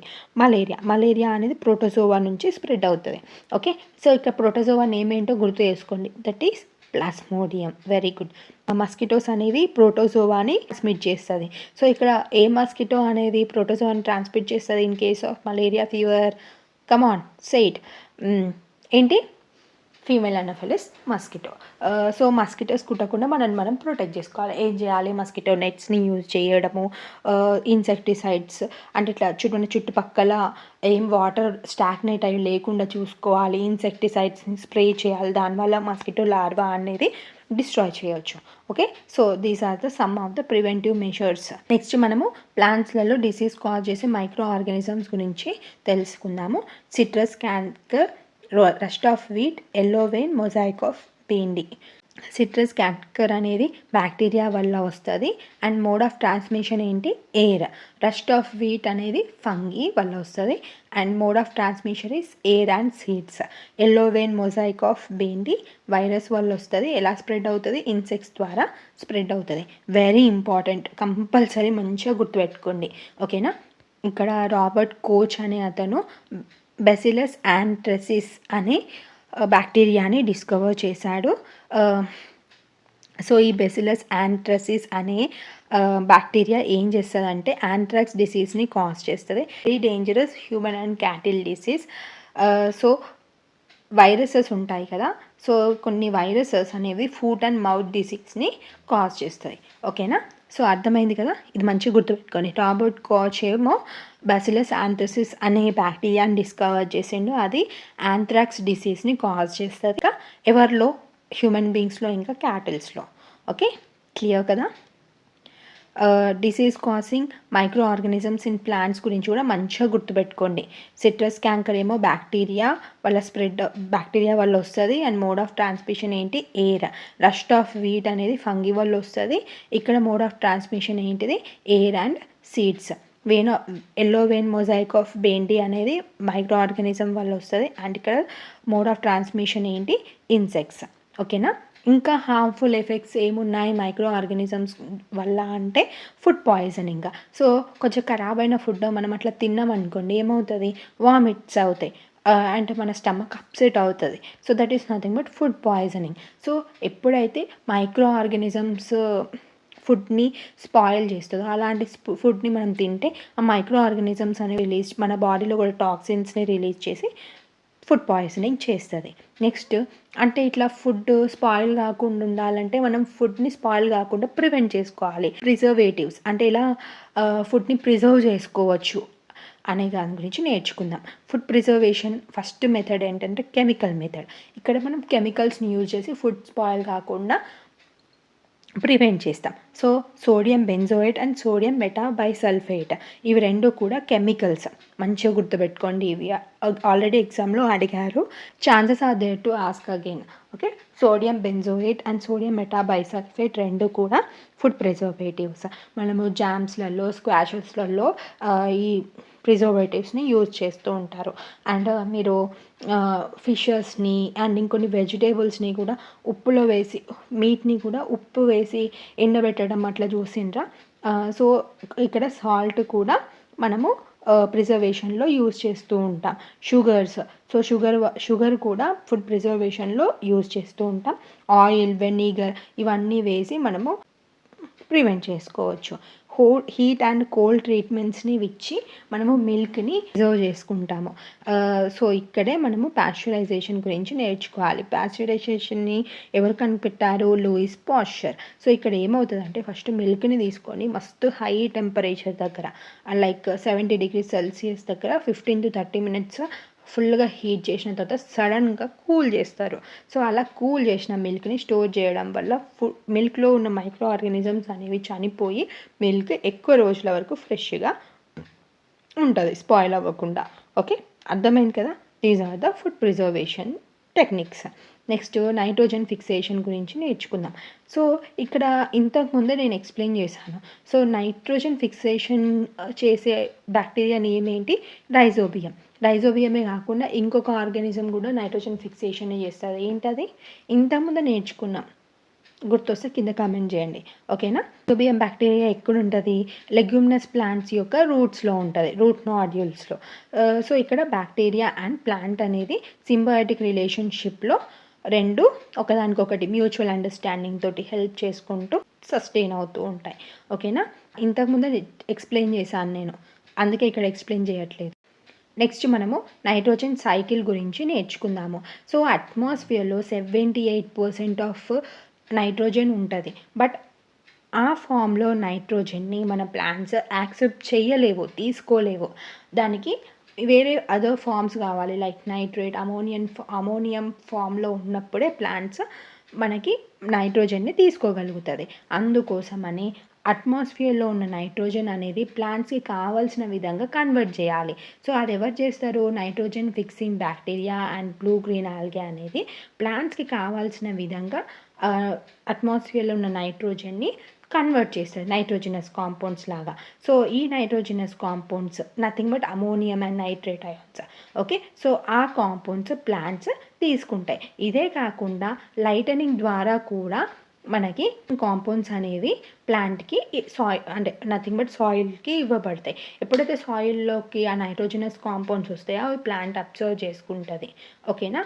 కొన్ని బ్యాక్టీరియాస్ ఉంటాయి, ఆ బ్యాక్టీరియాస్ ఏం చేస్తాయి అంటే నైట్రోజనస్ కాంపౌండ్స్ లాగా నైట్రోజన్ ఫిక్సింగ్ బ్యాక్టీరియా మారుస్తుంది కదా అట్మాస్ఫియరిక్ నైట్రోజన్ని.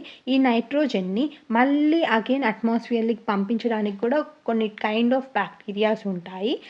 అండ్ కొంచెం అమౌంట్ ఆఫ్ ఈ నైట్రోజనస్ కాంపౌండ్స్ అనేవి ప్లాంట్స్ అప్టేక్ చేసుకుంటాయి. సో ఎప్పుడైతే ప్లాంట్స్ ఈ నైట్రోజనస్ కాంపౌండ్స్ని అప్టేక్ చేసుకుంటాయో వాటి కోసం అవి ఉపయోగించుకుంటాయి. సో అలా ఉపయోగించుకున్నాము తర్వాత అవి గ్రో అవుతాయి కదా. సో అలా గ్రో అయిన ప్లాంట్స్ని ఎప్పుడైతే యానిమల్స్ తింటాయో, తిని ఎక్స్క్రీట్ చేస్తుందో, ఆ ఎక్స్క్రీట్ అయినా కానీ లేకపోతే ప్లాంట్స్ డై అయినా యానిమల్స్ డై అయినా కానీ వాటి బాడీలో ఈ నైట్రోజన్ కాంపౌండ్స్ ఉంటాయి కదా, ఆ కాంపౌండ్స్ అన్నీ మళ్ళీ సాయిల్లోకి వస్తుంది. ఓకేనా. సో ఈ విధంగా నైట్రోజన్ సైకిల్ అనేది ఫామ్ అవుతుంది. అర్థమైంది కదా నైట్రోజన్ సైకిల్ గురించి. నెక్స్ట్ మనము న్యూట్రిషన్ ఇన్ ప్లాంట్స్ గురించి నేర్చుకుందాము. ఫస్ట్ ఆఫ్ ఆల్ మనకి న్యూట్రిషన్ అంటే ఏంటో తెలవాలి. యాక్చువల్లీ న్యూట్రిషన్ అంటే ఏంటి? న్యూట్రిషన్ అంటే డిఫరెంట్ కాంపోనెంట్స్ ఉంటాయి కదా, like carbohydrates, proteins, fats, vitamins and minerals. So ఈ డిఫరెంట్ కాంపోనెంట్స్ అన్నిటినీ కలిసి మనం ఏమంటాం? న్యూట్రియంట్స్ అంటాము. Okay, process of intaking this nutrients is called as nutrition. Okay, not only taking, తీసుకున్న తర్వాత మన బాడీ దాన్ని యూటిలైజ్ చేసుకునే process all togetherly called as what? Nutrition. అర్థమైంది కదా. సో అసలు ఈ ఫుడ్ అంతా మనం ఎందుకు తినాలి అంటే మన బాడీకి నథింగ్ బట్ ప్లాంట్కి కూడా గ్రో అవ్వడానికి, వాటి బాడీలో రిపేర్ చేసుకోవడానికి, ఇవన్నిటికీ ఫుడ్ కావాలి కదా. సో అందుకోసం అనేది అవసరం. ఓకేనా. So different modes of nutrition గురించి నేర్చుకుందాము ఇప్పుడు. Okay, first autotrophic mode of nutrition గురించి నేర్చుకుందాము. ఆటోట్రాఫిక్ మోడ్ ఆఫ్ న్యూట్రిషన్కి ఎగ్జాంపుల్ ఎవరంటే ప్లాంట్స్. సో ఈ ప్లాంట్స్ ఏం చేస్తాయంటే వాటికి అవి సెల్ఫ్గా ఫుడ్ని ప్రిపేర్ చేసుకుంటాయి. ఓకేనా. ఇక్కడ ఆటోట్రాఫ్స్ అంటే అర్థం ఏంటి? ఆటో అంటే సెల్ఫ్, ట్రోఫ్స్ అంటే నరిష్మెంట్. వాటికి అవి సెల్ఫ్గా ఫుడ్ని ప్రిపేర్ చేసుకుంటున్నాయి కాబట్టి మనము ప్లాంట్స్ని ఆటోట్రాఫ్స్ అని అంటాము. సో మరి ప్లాంట్స్ ఫుడ్ని ఎలా ప్రిపేర్ చేసుకుంటాయి? అవి ఏం చేస్తాయి అంటే సన్లైట్ని, కార్బన్ డైఆక్సైడ్ని, ఇంకా వాటర్ని తీసుకొని సన్లైట్ ప్రజెన్స్లో క్లోరోప్లాస్ట్లో ఈ ప్రాసెస్ అంతా జరిపి కార్బోహైడ్రేట్స్, నథింగ్ బట్ గ్లూకోజ్ని ఫామ్ చేస్తుంది. అర్థమైందా? లీఫ్లో ఉన్న క్లోరోప్లాస్ట్ అనే సన్లైట్ని, కార్బన్ డైఆక్సైడ్ని, వాటర్ని తీసుకొని కార్బోహైడ్రేట్స్ని ఫామ్ చేస్తుంది. ఈ ప్రాసెస్ అనేది సన్లైట్ ప్రెజెన్స్లో జరుగుతుంది కాబట్టి మనం ఈ ప్రాసెస్ని ఏమంటాం ఫోటోసింథసిస్ అని అంటాము. ఓకేనా. మరి ఈ కార్బన్ డైఆక్సైడ్ అనేది ఎలా తీసుకోబడింది అంటే త్రూ స్టొమాటాస్. సో ఎయిర్లో ఉన్న కార్బన్ డైఆక్సైడ్ అనేది స్టొమాటాస్ త్రూ తీసుకుంటుంది. సన్లైట్ అనేది సన్ నుంచి వస్తుంది. అండ్ వాటర్ అనేది ఎక్కడి నుంచి వస్తుంది మరి ఈ ప్లాంట్స్కి అంటే it will observe from the soil. So roots help తోటి మినరల్స్ ఇవన్నీ అబ్జర్వ్ చేసుకొని ప్లాంట్ ఫోటోసింథసిస్ని పర్ఫామ్ చేస్తుంది. ఓకేనా. లీవ్స్ని మనం ఏమంటాం ఫుడ్ ఫ్యాక్టరీస్ ఆఫ్ ప్లాంట్ అని అంటాము. క్లియర్ కదా. So next heterotrophic mode of nutrition గురించి నేర్చుకుందాము. హెట్రోట్రాఫ్ అంటే ఏంటంటే ఇక్కడ చూడండి, ఆటోట్రాఫ్స్ అంటే ఏంటి సెల్ఫ్ నరిష్మెంట్. హెట్రోట్రాఫ్స్ అంటే it depends on other animals for nourishment. Example us human beings. So మనం ఏం చేస్తాం, ఆకుకూరలు తింటాం, అట్ ద సేమ్ టైం మీట్ని కూడా తింటాం. అంటే ఇక్కడ వేరే ఆర్గానిజమ్స్ని తిని బతికినా కానీ ఇప్పుడు సపోజ్ మనం చికెన్ తింటాం. చికెన్ హెన్ అనేది ఏం తింటుంది, again it will eat some grains. ఆ గ్రెయిన్స్ ఎక్కడికి వెళ్ళి వస్తున్నాయి, ప్లాంట్ నుంచి వస్తున్నాయి. So directly or indirectly we are depending on plants for our food. So heterotrophs అంటే ఏంటి, ఎప్పుడైతే మనం వేరే ఒక ఆర్గానిజం మీద ఫుడ్ కోసం డిపెండ్ అవుతామో అలాంటి ఆర్గానిజమ్స్ని మనం ఏమంటామో హెట్రోట్రాఫ్స్ అని అంటాము. క్లియర్ కదా, అర్థమైంది కదా. ఆటోట్రాఫ్స్ అంటే సెల్ఫ్గా ఫుడ్ని ప్రిపేర్ చేసుకుంటాయి. హెట్రోట్రాఫ్స్ అంటే they will depend on the plants for food. Clear. Next so ఇక్కడ అన్నీ కవర్ చేసేసాం చూడండి. స్టొమాటాస్. స్టొమాటా గురించి చెప్పాను కదా. స్టొమాటా అనేవి టైనీ పోర్స్, లీఫ్ కింద స్టొమాటాస్ అనేవి ప్రజెంట్ అయి ఉంటాయి. సో ఈ మధ్యలో ఉన్న గ్యాప్ని స్టొమాటా అంటాం. ఈ స్టొమాటా అనేది 2 గార్డ్ సెల్స్ తోటి సరౌండ్ అయ్యి ఉంటుంది. సో ఈ స్టొమాటా త్రూవే కార్బన్ డైఆక్సైడ్ అనేది లీఫ్ లోపలికి వెళ్తుంది. సన్ నుంచి సన్లైట్ తీసుకొని కార్బన్ డైఆక్సైడ్ తీసుకొని leaf in presence of sunlight chlorophyll లోపల కార్బోహైడ్రేట్స్ అనేవి ఫామ్ అవుతాయి. అండ్ ఐ ఫర్గాట్ ఆక్సిజన్ అనేది రిలీజ్ అవుతుంది ఫోటోసింథసిస్ జరిగేటప్పుడు. ఓకే, క్లియర్ కదా. సో ఈ ఫోటోసింథసిస్ అనేవి ఏ ప్లేసెస్లో జరుగుతాయి అంటే గ్రీన్ కలర్ పార్ట్స్ ఉన్న ప్లాంట్లో ఉన్న పార్ట్స్లో ఈ ఫోటోసింథసిస్ అనేది జరుగుతుంది. ఓకేనా. డెజర్ట్లో వాటర్ అనేది ఎక్కువ ఉండదు కదా. సో ఆ డెజర్ట్ ప్లాంట్స్ ఏం చేస్తాయంటే వాటి లీవ్స్ని స్పైన్స్ లాగా మాడిఫై చేసుకుంటాయి. ఓకేనా. సో అలా చేసుకోవడం వల్ల ట్రాన్స్పిరేషన్ రేట్ అనేది రెడ్యూస్ అవుతుంది. ట్రాన్స్పిరేషన్ అంటే నథింగ్ బట్ ఎప్పుడైతే ప్లాంట్ నుంచి వాటర్ అనేవి వెళ్ళిపోతాయో సో ఆ ప్రాసెస్ని మనం ఏమంటాం ట్రాన్స్పిరేషన్ అంటాము. సో ట్రాన్స్పిరేషన్ ఎలా అవుతుందంటే అగైన్ త్రూ స్టొమాటా. సో ఎప్పుడైతే సన్లైట్ ఎక్కువ ఉంటుందో త్రూ స్టొమాటా ఈ పోర్స్ కదా, సో దాని త్రూ ట్రాన్స్పిరేషన్ అనేది జరుగుతుంది. ఓకేనా. So autotrophic mode of nutrition అయిపోయింది, హెట్రోట్రాఫిక్ మోడ్ ఆఫ్ న్యూట్రిషన్ అయిపోయింది. నెక్స్ట్ మనము పారాసైటిక్ మోడ్ ఆఫ్ న్యూట్రిషన్ గురించి నేర్చుకుందాము. ఓకే, పారాసైటిక్ మోడ్ ఆఫ్ న్యూట్రిషన్లో ఏమవుతుందంటే ఇక్కడ పారాసైటిక్ మోడ్ ఆఫ్ న్యూట్రిషన్కి ఎగ్జాంపుల్ వచ్చేసి కస్కెటా. సో కస్కెటాలో గ్రీన్ లీవ్స్ అనేవి ప్రజెంట్ అయి ఉండవు. సో మరి ఇది ఏం చేస్తుందంటే ఈ కస్కెటా ప్లాంట్ అనేది వేరే ప్లాంట్ మీద ఇలా ట్విన్ అవ్వుకుంటూ అంటే మొత్తం ఇలా చుట్టేసుకుంటూ పారుతుంది అన్నట్టు. ఓకే, సో ఇలా వైండప్ అయిపోయినప్పుడు అది ఏం చేస్తుందంటే స్మాల్ హాస్టేరియాని ఈ ప్లాంట్ ఏదైతే ఉందో ఈ ట్రీ అదని స్టెమ్స్ లోపలికి ఇన్సర్ట్ చేసేస్తుంది. సో అలా ఇన్సర్ట్ చేసి ఏం చేస్తుందంటే ఈ ప్లాంట్ లోపల ఉన్న న్యూట్రియంట్స్ అన్నిటిని దొంగతనం చేసుకుంటుంది. అర్థమైందా.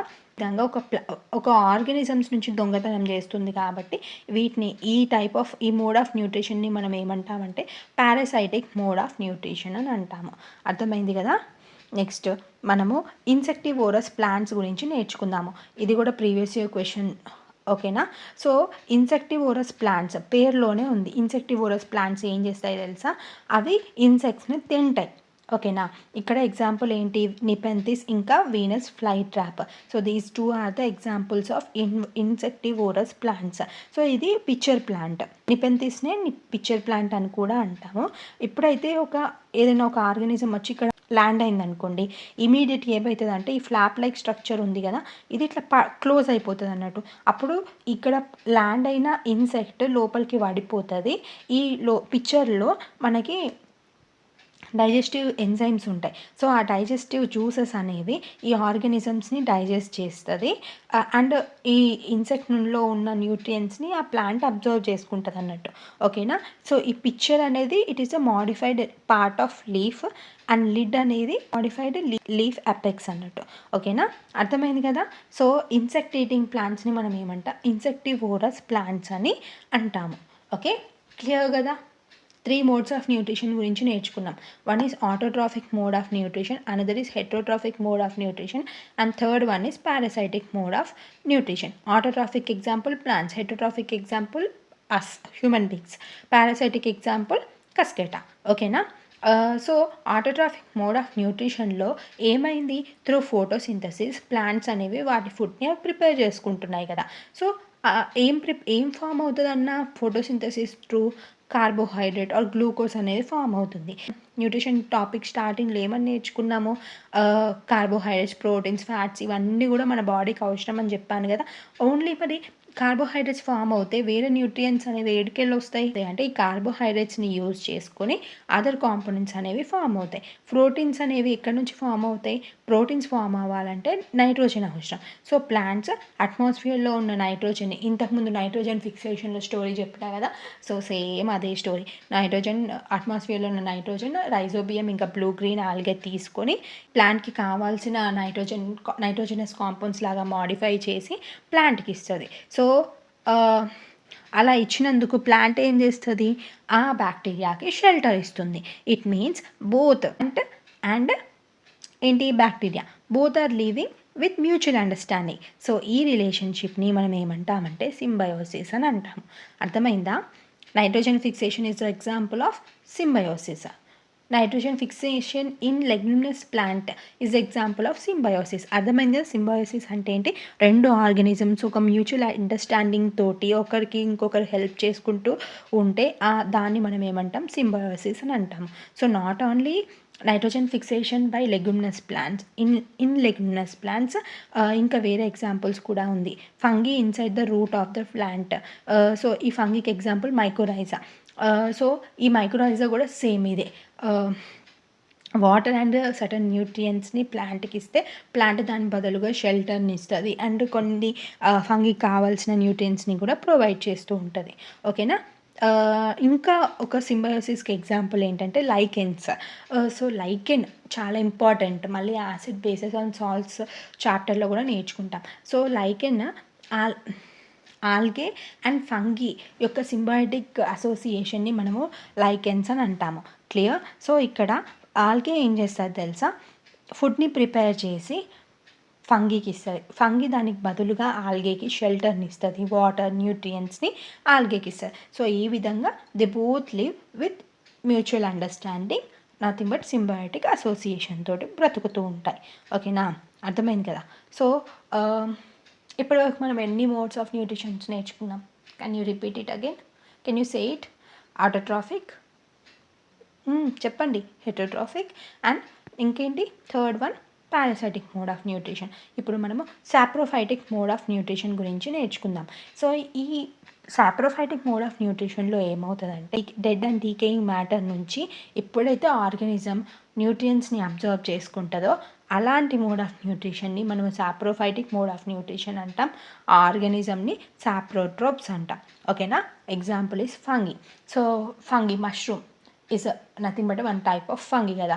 సో మష్రూమ్ ఎక్కడ పెరుగుతుంది? ఇట్లా కుళ్ళిపోయే ప్లేసెస్లో పెరుగుతూ ఉంటుంది కదా, వాటి మీద పెరుగుతుంది. సో అంటే ఆ ఫంగీ ఏం చేస్తుంది? ఆ డెడ్ డీకేడ్ సబ్స్టెన్సెస్ని తినేసి అవి పెరుగుతాయి అన్నట్టు. ఓకేనా? క్లియర్ కదా. నెక్స్ట్ మనము న్యూట్రిషన్ ఇన్ యానిమల్స్ గురించి నేర్చుకుందాం. ఓకే. సేమ్ ప్లాంట్స్ లాగానే యానిమల్స్కి కూడా ఫుడ్ కావాలి. ఎందుకు? దీన్ని గ్రో చేసుకోవడానికి, రిపేర్ కోసం, ఫంక్షనింగ్ చేసుకోవడం కోసం మనకి ఎవరికి? యానిమల్స్కి ఫుడ్ అనేది అవసరం. ఓకేనా? సో ఇక్కడ యానిమల్స్ అనేటి ఏంటి? హెటరోట్రాఫ్స్. అంటే వాటిలో ఎలాంటి type of mode of nutrition అనేది ప్రజెంట్ అయి ఉంటుంది? హెటరోట్రాఫిక్ మోడ్ ఆఫ్ న్యూట్రిషన్ అనేది ప్రజెంట్ అయి ఉంటుంది. సో నెక్స్ట్ మనము డైజెషన్ గురించి నేర్చుకుందాము. సో డైజెషన్ అంటే ఏంటి? ఎప్పుడైతే కాంప్లెక్స్ సబ్స్టెన్సెస్ ఉంటాయో ఆ కాంప్లెక్స్ సబ్స్టెన్సెస్ని సింపులర్ సబ్స్టెన్సెస్గా బ్రేక్ చేసే ప్రాసెస్ ఉంటుంది కదా, దాన్ని మనం ఏమంటామంటే డైజెషన్ అని అంటాము. నెక్స్ట్ మనము డైజెషన్ ఇన్ హ్యూమన్స్ గురించి నేర్చుకుందాం. ఇక్కడ మీకు ఫ్లో చార్ట్ కనిపిస్తుందా? This flow chart is very important for exam. ఈ ఫ్లో చార్ట్ని కరెక్ట్గా అరేంజ్ చేయమని అడగచ్చు, ఇన్కరెక్ట్గా ఉన్నదాన్ని ఐడెంటిఫై చేయమని అడగచ్చు. సో ఇలా క్వశ్చన్స్ అనేవి రావడానికి ఛాన్స్ ఉంది. సో ఫస్ట్ మనం తినంగానే ఫుడ్ అనేది బక్కల్ క్యావిటీలోకి ఎంటర్ అవుతుంది. ఓకే, ఇప్పుడు మన నోరు లోపల ప్లేస్ ఉంది కదా, that is nothing but buccal cavity. So buccal cavity నుంచి ఫుడ్ అనేది ఈసోఫాగస్కి వెళ్తుంది. ఈసోఫాగస్ నుంచి నెక్స్ట్ స్టమక్ నుంచి small intestine, then large intestine, then it enters to the rectum నుంచి యానస్ నుంచి మన బాడీ నుంచి బయటికి ఫుడ్ అనేది ఎక్స్పెల్ అయిపోతుంది. ఓకే, అర్థమైందా? ఈ ఫ్లో చార్ట్ మంచిగా గుర్తుపెట్టుకోండి. సో ఇప్పుడు బక్కల్ క్యావిటీ ఉంది కదా, సో ఈ బక్కల్ క్యావిటీలో ఏమేమి ప్రజెంట్ అయి ఉన్నాయి చెప్పండి? టీత్, టంగ్, ఇంకా అంతే.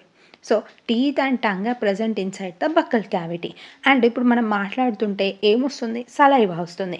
సో ఇట్ మీన్స్ బక్కల్ క్యావిటీలో సలైవరీ గ్లాండ్స్ అనేవి ప్రజెంట్ అయి ఉన్నాయి. సో ఈ సలైవరీ గ్లాండ్స్ ఏం చేస్తాయి అంటే సలైవరీ అమైలేజ్ అనే ఎంజైమ్ని సీక్రెట్ చేస్తాయి. ఓకే, సో ఈ సలైవరీ అమైలేజ్ అనే ఎంజైమ్ ఏం చేస్తుందంటే కార్బోహైడ్రేట్స్ని డైజెస్ట్ చేస్తుంది. ఏమన్నాను? బక్కల్ క్యావిటీ లోపల మనకేమేమి కనిపిస్తున్నాయి? టీత్ అండ్ టంగ్ అనేది ప్రజెంట్ అయి ఉంది. సో మనం మాట్లాడుతుంటే సలైవా కూడా ప్రొడ్యూస్ అవుతుంది. సో ఈ సలైవాలో ఏమున్నదని చెప్పిన సలైవరీ అమైలేజ్ అనే ఎంజైమ్ ఉంది. సో ఈ సలైవరీ అమైలేజ్ అనే ఎంజైమ్ కార్బోహైడ్రేట్స్ని డైజెస్ట్ చేస్తుంది. అర్థమైంది కదా? నెక్స్ట్ బక్కల్ క్యావిటీలో ఇంకేం ప్రజెంట్ అయి ఉంది? బక్కల్ క్యావిటీలో మనకి టీత్ అనేది ప్రజెంట్ అయి ఉంది. సో టీత్ హెల్ప్ తోటి మనం ఏం చేయొచ్చు? ఫుడ్ని చీవ్ చేయొచ్చు, ఫుడ్ని స్మాల్ పీసెస్ లాగా బ్రేక్ చేయొచ్చు. సో టీత్ అనేవి సటన్ సాకెట్స్లలో ఎంబెడ్ అయి ఉంటాయి. టీత్ అనేవి milk teeth and permanent teeth. Milk teeth వచ్చేసి ఎన్ని ఉంటాయి? 2. ఇది డెంటేషన్ ఫార్ములా 2102. ఇక్కడ 0 అంటే మిల్క్ టీత్లో ప్రీమోలార్స్ అనేవి ఉండవు. 2 ఇండికేట్స్ వాట్? ఇన్సిజార్స్. 1 కెనైన్, 0 ప్రీమోలార్స్, లాస్ట్లో ఉన్న 2 మోలార్స్ని ఇండికేట్ చేస్తాయి. ఓకే, సో ఇక్కడ ఈ హాఫ్ పైన జాలో హాఫ్ని 2102, ఇంకొక హాఫ్ 2102. సో అట్లా ఇదంతా క్యాల్కులేషన్ చేస్తే మనకి మిల్క్ టీత్ అనేవి 20 ఉంటాయి, పర్మనెంట్ టీత్ అనేవి 32 ఉంటాయి. ఓకే, మిల్క్ టీత్ అనేవి ఊడిపోతాయి. ఏ ఏజ్లో ఊడిపోతే 6 to 8 years మధ్యలో ఈ మిల్క్ టీత్ అనేవి పోతుంది. ఓకేనా? సో ఇక్కడ బక్కల్ క్యావిటీలో ఇంకేం ప్రజెంట్ అయి ఉంటుంది? టంగ్ అనేది ప్రజెంట్ అయి ఉంటుంది. టంగ్ ఎలా హెల్ప్ చేస్తుంది? టంగ్ అనేది ఫుడ్ని మాస్టికేట్ చేయడానికి, అంటే ఇట్లా కలపడం కోసం, ఫుడ్ని మొత్తం సలైవాతో కలపడం కోసం, వెనుకకి తోయడం అంటే మింగేటప్పుడు స్వాలో చేయడానికి హెల్ప్ చేస్తుంది. ఓకే, సో ఈ విధంగా టంగ్ అనేది డైజెషన్ ప్రాసెస్లో హెల్ప్ చేస్తుంది. ఓకే, సో ఫస్ట్ డైజెషన్ అంటే ఏమని చెప్పిన, కాంప్లెక్స్ సబ్స్టెన్సెస్ ఎప్పుడైతే సింపులర్ సబ్స్టెన్సెస్ లాగా బ్రేక్ అవుతుందో ఆ ప్రాసెస్ని డైజెషన్ అంటున్నాం. నెక్స్ట్ డైజెషన్ తర్వాత ఇంజెషన్ అంటే ఫుడ్ని మనం తింటున్నాం కదా, ఆ ప్రాసెస్ని మనం ఇంజెషన్ అంటాం. ఓకే, సో ఫస్ట్ నోట్లో పెట్టుకున్న ఫుడ్ ఎందులోకి వస్తుంది? బక్కల్ క్యావిటీలోకి వస్తుంది. బక్కల్ క్యావిటీ నుంచి ఎక్కడికి వెళ్తుంది ఫుడ్ అనేది? చెప్పండి. ఈసోఫాగస్లోకి వెళ్తుంది. ఈసోఫాగస్ని విండ్ పైప్ అని కూడా ఫాగస్ని మనము ఫుడ్ పైప్ అని కూడా అంటాము. ఓకే, ఈసోఫాగస్ నుంచి స్టమక్ నుంచి small intestine, then large intestine, rectum, next anus. So anus నుంచి ఫుడ్ అనేది బయటికి ఇజెక్ట్ అయిపోతుంది. ఓకేనా? సో దిస్ ఇస్ క్లియర్ కదా? సో ఇక్కడ అలిమెంటరీ కెనాల్ ఇంకా అసోసియేటెడ్ గ్లాండ్స్ని రెండింటిని టుగెదర్గా మనం ఏమంటామంటే డైజెస్టివ్ సిస్టమ్ అంటాం. ఓకేనా? Alimentary canal plus associated glands togetherly call as what? Digestive system. Clear కదా? టూత్ డీకే గురించి తెలుసుకుందాం.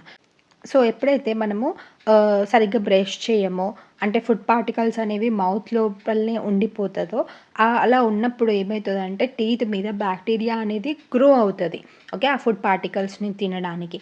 సో అలా బ్యాక్టీరియా గ్రో అయ్యి ఆ ఫుడ్ని తినేటప్పుడు బ్యాక్టీరియా ఏం చేస్తుందంటే యాసిడ్స్ని రిలీజ్ చేస్తాయి. సో ఆ యాసిడ్స్ మన టీత్ని డ్యామేజ్ చేస్తుంది. ఓకే, అందుకే మనము మంచిగా బ్రష్ చేసుకోవాలి. క్లియర్? సో మనము బ్రష్ చేసుకునేటప్పుడు ఎలాంటి టూత్పేస్ట్ని వాడతాం? బేసిక్ టూత్పేస్ట్ని వాడతాం, ఎందుకంటే మౌత్లో ఉన్న యాసిడ్ని న్యూట్రలైజ్ చేయడానికి. ఓకేనా? నెక్స్ట్ మనము ఈసోఫాగస్ గురించి నేర్చుకుందాం. ఓకేనా? సో ఇప్పుడు ఫస్ట్ ఏమైంది ఇక్కడ, ఫుడ్ అనేది బక్కల్ క్యావిటీలోకి ఎంటర్ అయింది. బక్కల్ క్యావిటీ నుంచి నెక్స్ట్ ఫుడ్ ఎక్కడికి వెళ్తుంది? ఈసోఫాగస్లోకి వెళ్తుంది కదా. సో ఎప్పుడైనా గమనించినారా, మనం మాట్లాడుకుంటూ తిన్నా లేకపోతే అటు ఇటు నడుచుకుంటూ తిన్నా కానీ మనకి స్వరం తప్పుద్ది.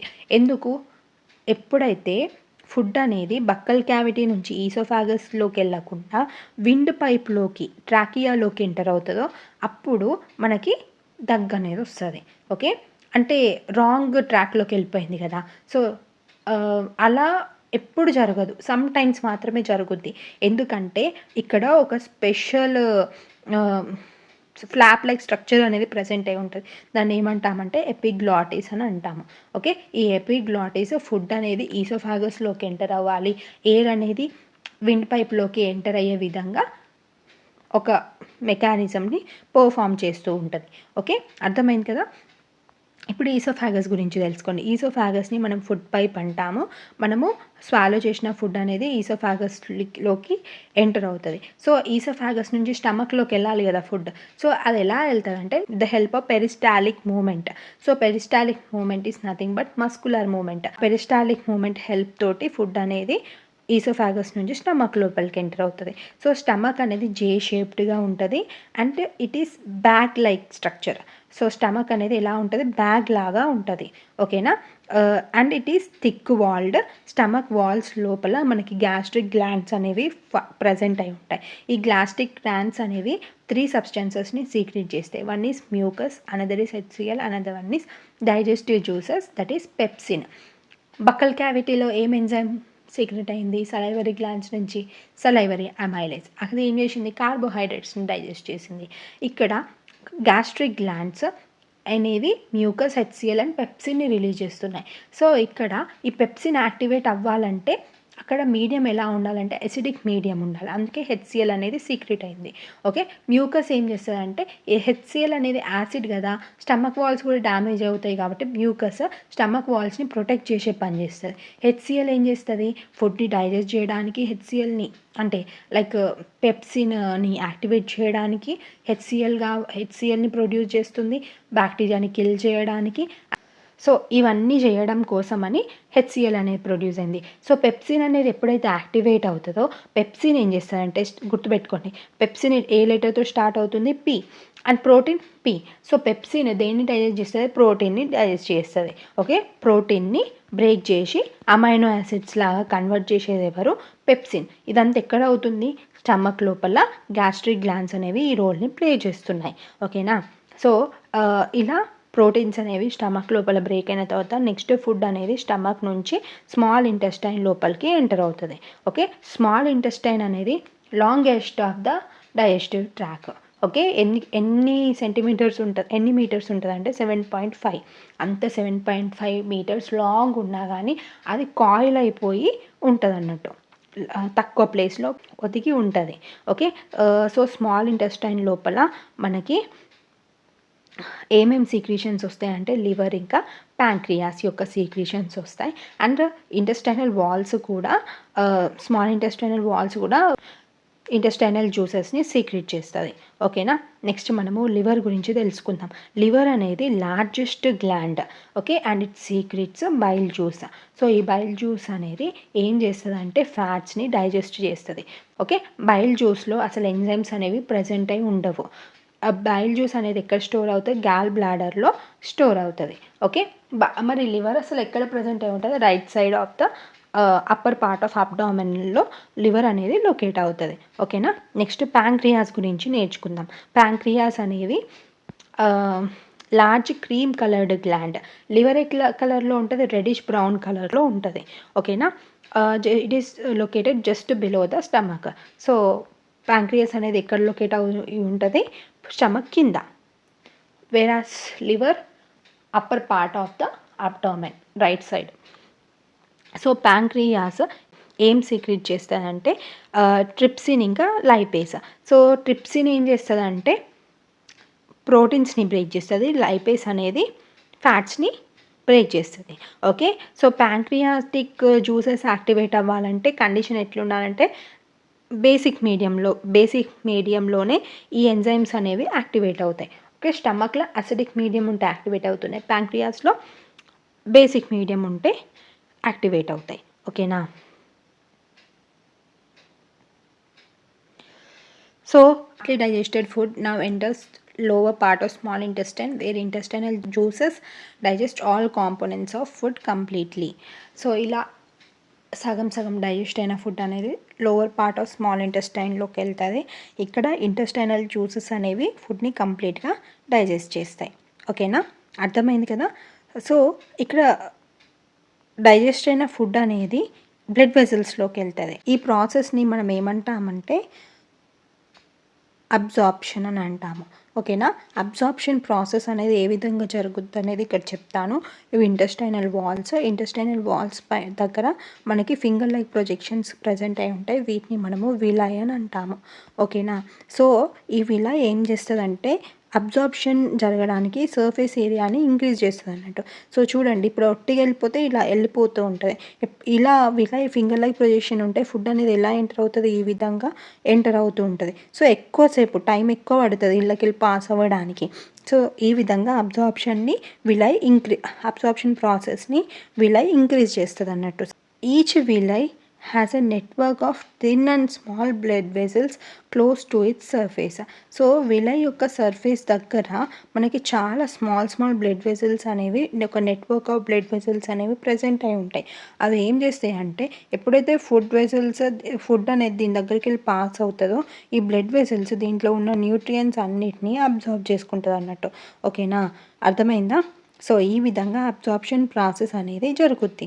సో మరి ఈ అబ్జార్బ్డ్ డైజెస్టెడ్ ఫుడ్ అనేది ఎక్కడికి వెళ్తుందంటే it is transported to different organs. So ఆ డిఫరెంట్ ఆర్గన్స్ దగ్గర ఏమవుతుందంటే వాటి కోసం ఆ ఫుడ్ని అబ్జార్బ్డ్ న్యూట్రియంట్స్ని యూజ్ చేసుకుంటుంది. ఈ ప్రాసెస్ని మనం ఏమంటామంటే అసిమిలేషన్ అని అంటాము. ఓకేనా, అర్థమైంది కదా. నెక్స్ట్, సో ఈ విధంగా స్మాల్ ఇంటెస్టైన్ నుంచి ఫుడ్ అనేది అంటే లైక్ రిమైనింగ్ ఫుడ్ అబ్జర్వ్ అయిపోగా మిగిలిన అన్డైజెస్టెడ్ ఫుడ్ అండ్ అన్అబ్జర్వ్డ్ ఫుడ్ అనేది లార్జ్ ఇంటెస్టైన్లోకి ఎంటర్ అవుతుంది. సో ఇక్కడ లార్జ్ ఇంటెస్టైన్ అనేది ఏ విధంగా ఉంటుంది అంటే వైడ్గా ఉంటుంది అండ్ స్మాల్ ఇంటెస్టైన్ కన్నా షార్ట్గా ఉంటుంది. ఎంత లాంగ్గా ఉంటుంది, 1.5 meters లాంగ్ ఉంటుంది. So what is the function of large intestine? It absorbs water and some salts from the undigested food material. So undigested food material నుంచి వాటర్ని, సాల్ట్స్ని ఎవరు అబ్జర్వ్ చేసుకుంటారు? లార్జ్ ఇంటెస్టైన్ అబ్జర్వ్ చేసుకుంటుంది. సో ఈ క్వశ్చన్ కూడా previous ఇయర్స్లో అడిగారు. సో లార్జ్ ఇంటెస్టైన్లో ఏం ఫంక్షన్ జరుగుద్ది, కింద 4 ఆప్షన్స్ ఇస్తారు. సో లార్జ్ ఇంటెస్టైన్లో అబ్జార్ప్షన్ ఆఫ్ వాటర్ అనేది జరుగుద్ది. ఓకేనా. నెక్స్ట్, లార్జ్ ఇంటెస్టైన్ నుంచి నెక్స్ట్ అన్డైజెస్టెడ్ ఫుడ్ ఎక్కడికి ఎంటర్ అవుతుంది? రెక్టంలోకి ఎంటర్ అవుతుంది. So remaining waste passes into rectum and remains there are semi solid faeces. So semi solid faeces లాగా రెక్టంలో ప్రెసెంట్ అయి ఉంటుంది. సో లాస్ట్ రెక్టమ్ నుంచి యానస్ త్రూ ఫీకల్ మ్యాటర్ అనేది బాడీ నుంచి బయటకు వెళ్ళిపోతుంది. ఈ ప్రాసెస్ని ఈజెషన్ అని అంటాము. సో ఈ టైప్ ఆఫ్ మోడ్ ఆఫ్ న్యూట్రిషన్ని మనం ఏమంటామంటే హోలోజోయిక్ మోడ్ ఆఫ్ న్యూట్రిషన్ అంటాము. క్లియరా. నెక్స్ట్, ఇక్కడ స్మాల్ టాపిక్ మిగిలిపోయింది. సో క్యాటిల్స్ ఏం చేస్తాయి? గ్రాస్ కనిపించగానే టక్క తింటాయి. మళ్ళీ కూర్చొని మెల్లగా ఆ ఫుడ్ని నోట్లోకి తీసుకొని ఇప్పటికీ చీవ్ చేసుకుంటూ ఉంటుంది కదా. సో అలా ఆ తిన్న ఫుడ్ని బయటికి తీసిన దాన్ని మనం ఏమంటామంటే కడ్ అంటాం. సో ఎప్పుడైతే ఈ బఫెలోస్, క్యాటిల్స్ ఫుడ్ తింటాయో అవి తొందరగా తిని ఒక రూమెన్ అనే పార్ట్‌లో స్టోర్ చేసుకుంటది. It is the part of stomach. So, ఆ పార్ట్‌లో స్టోర్ చేసుకొని కావాల్సినప్పుడు ఆ పార్షియల్లీ డైజెస్టెడ్ ఫుడ్‌ని, కర్డ్‌ని నోట్లోకి తీసుకొని మళ్ళీ మంచిగా చీవ్ చేసి మింగుతదన్నట్టు. ఈ ప్రాసెస్‌ని రూమినేషన్ అంటాము. అండ్ ఈ రూమినేషన్ ఏ యానిమల్స్‌లో జరుగుద్దో ఆ యానిమల్స్‌ని రూమినెంట్స్ అంటాము. సో, ఇలా ఎందుకు జరుగుద్దంటే అవి గ్రాస్ తింటాయి కదా! గ్రాస్‌లో సెల్యులోజ్ ప్రెజెంట్ అయి ఉంటాయి. సెల్యులోజ్ డైజెస్ట్ కావడానికి చాలా టైం పడతది. సో, అందుకోసమని ఫుడ్‌ని మళ్ళా బయటికి తీసుకొని అలా తింటాయి అన్నట్టు. ఓకేనా? సో, ఈ రూమెన్‌లో బ్యాక్టీరియా ప్రెజెంట్ అయి ఉంటది. సో, ఈ బ్యాక్టీరియా కూడా సెల్యులోజ్ డైజెషన్‌లో హెల్ప్ చేస్తది. Okay. Not only this cattle and buffalo, rabbit and హార్సెస్‌లో కూడా large sac like structure present అయి ఉంటది. దాన్ని ఏమంటామంటే సీకమ్ అంటాము. అది ఈసోఫాగస్ అండ్ స్మాల్ ఇంటెస్టైన్ మధ్యలో ప్రెజెంట్ అయి ఉంటాయి. ఇది కూడా సెల్యులోజ్‌ని డైజెస్ట్ చేయడానికి యూజ్ చేస్తారు. ఓకేనా? సో, ఈ అమీబా గురించి ఆల్రెడీ నేర్చుకున్నాం. మళ్ళీ ఇక్కడ రిపీట్ చేయలేను. నెక్స్ట్ మనము some diseases or disorders caused by deficiency of vitamins and minerals గురించి నేర్చుకుందాము. బేసిక్ వైటమిన్స్ ఇచ్చారు. వైటమిన్ ఏని రెటినాల్ అని అంటారు. వైటమిన్ ఏ డెఫిషియన్సీ వల్ల మనకి విజన్ లాస్ అవుతుంది.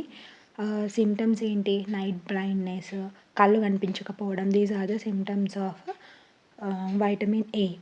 నెక్స్ట్ ఏముంది? Vitamin B one. So, vitamin B one deficiency వల్ల మనకి బెరీ డిసీజ్ వస్తుంది. వైటమిన్ సి డెఫిషియన్సీ వల్ల scurvy. Vitamin D rickets. Calcium deficiency వల్ల బోన్ అండ్ టూత్ డీకే అవుతుంది. అయోడిన్ డెఫిషియన్సీ వల్ల గాయిటర్. ఇది ఇంపార్టెంట్, చాలాసార్లు వచ్చింది. ఐరన్ డెఫిషియన్సీ వల్ల గాయిటర్ డిసార్డర్ వస్తుంది.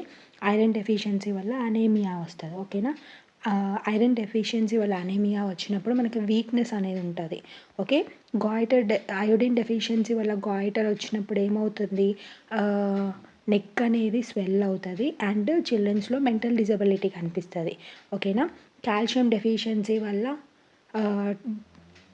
వీక్ బోన్స్, టూత్ డీకే, ఇవన్నీ కూడా సిమ్టమ్స్ అన్నట్టు. ఓకేనా? నెక్స్ట్ ఏముంది? వైటమిన్ డి డెఫిషియన్సీ వల్ల రికెట్స్ కదా! రికెట్స్లో కూడా సేమ్ ప్రాబ్లం. బోన్స్ అనేవి సాఫ్ట్ అవుతాయి, బెండ్ అవుతాయి. బోన్స్కి రిలేటెడ్ ఉంటుంది. వైటమిన్ సి డెఫిషియన్సీ వల్ల స్కర్వీ వస్తుంది. సో, స్కర్వీ డిసీజ్ వచ్చినప్పుడు ఏమవుతుందంటే టీత్, గమ్స్ నుంచి బ్లీడింగ్ అవ్వడము అండ్ ఏదైనా వోన్స్ అవుతే తొందరగా హీల్ అవ్వదన్నమాట. ఓకేనా? So, these are the symptoms. Vitamin B one deficiency వల్ల బెరీ వస్తుంది కదా! సో, ఇక్కడ సిమ్టమ్స్ ఎలా ఉంటాయి? వీక్నెస్ ఉంటుంది, వీక్ మజిల్స్ ఉంటుంది అండ్ అంటే ఇక ఎనర్జెటిక్గా వర్క్ చేయలేరు అన్నట్టు వైటమిన్ బి1 డెఫిషియన్సీ ఉంటే. Okay. So, this is all about the chapter nutrition. Next chapter respiration అన్నట్టు. ఓకేనా? First respiration in organisms. అసలు న్యూట్రిషన్లో మనము ఫుడ్ అనేది ఎలా తీసుకోవాలి, ఫుడ్ అనేది ఎలా బాడీలో డైజెస్ట్ అవుతుంది, ఎట్లా అబ్జర్బ్ అవుతుంది, ఎట్లా అసిమిలేట్ అవుతుంది అనేది న్యూట్రిషన్లో నేర్చుకున్నాం కదా! ఫుడ్ తింటున్నాం కరెక్టే. సో, ఆ ఫుడ్ నుంచి ఎనర్జీ వస్తుంది కదా! ఆ ఎనర్జీ అనేది ఎలా వస్తుంది అనేది మనం రెస్పిరేషన్ చాప్టర్లో నేర్చుకుంటాం. ఓకేనా? సో, మనం ఏ ఫంక్షన్ పర్ఫామ్ చేయాలన్నా కానీ ఎనర్జీ కావాలి. సో, ఫుడ్ నుంచి ఎనర్జీ వస్తుంది. సో, ఫుడ్ నుంచి ఎట్లా ఎనర్జీ వస్తుంది? ఫుడ్లో స్టోర్డ్ ఎనర్జీ ఉంటుంది. ఈ స్టోర్డ్ ఎనర్జీ అనేది రెస్పిరేషన్ ప్రాసెస్ త్రూ రిలీజ్ అవుతుంది. Okay. Therefore all organisms respire to get energy from food. ఓకేనా? సో, ఫస్ట్ మనము రెస్పిరేషన్ అంటే ఏంటి నేర్చుకుందాము. ఓకేనా? ఫస్ట్ బ్రీతింగ్ ఇంకా రెస్పిరేషన్కి మధ్యలో ఉన్న డిఫరెన్స్ తెలుసుకుందాం.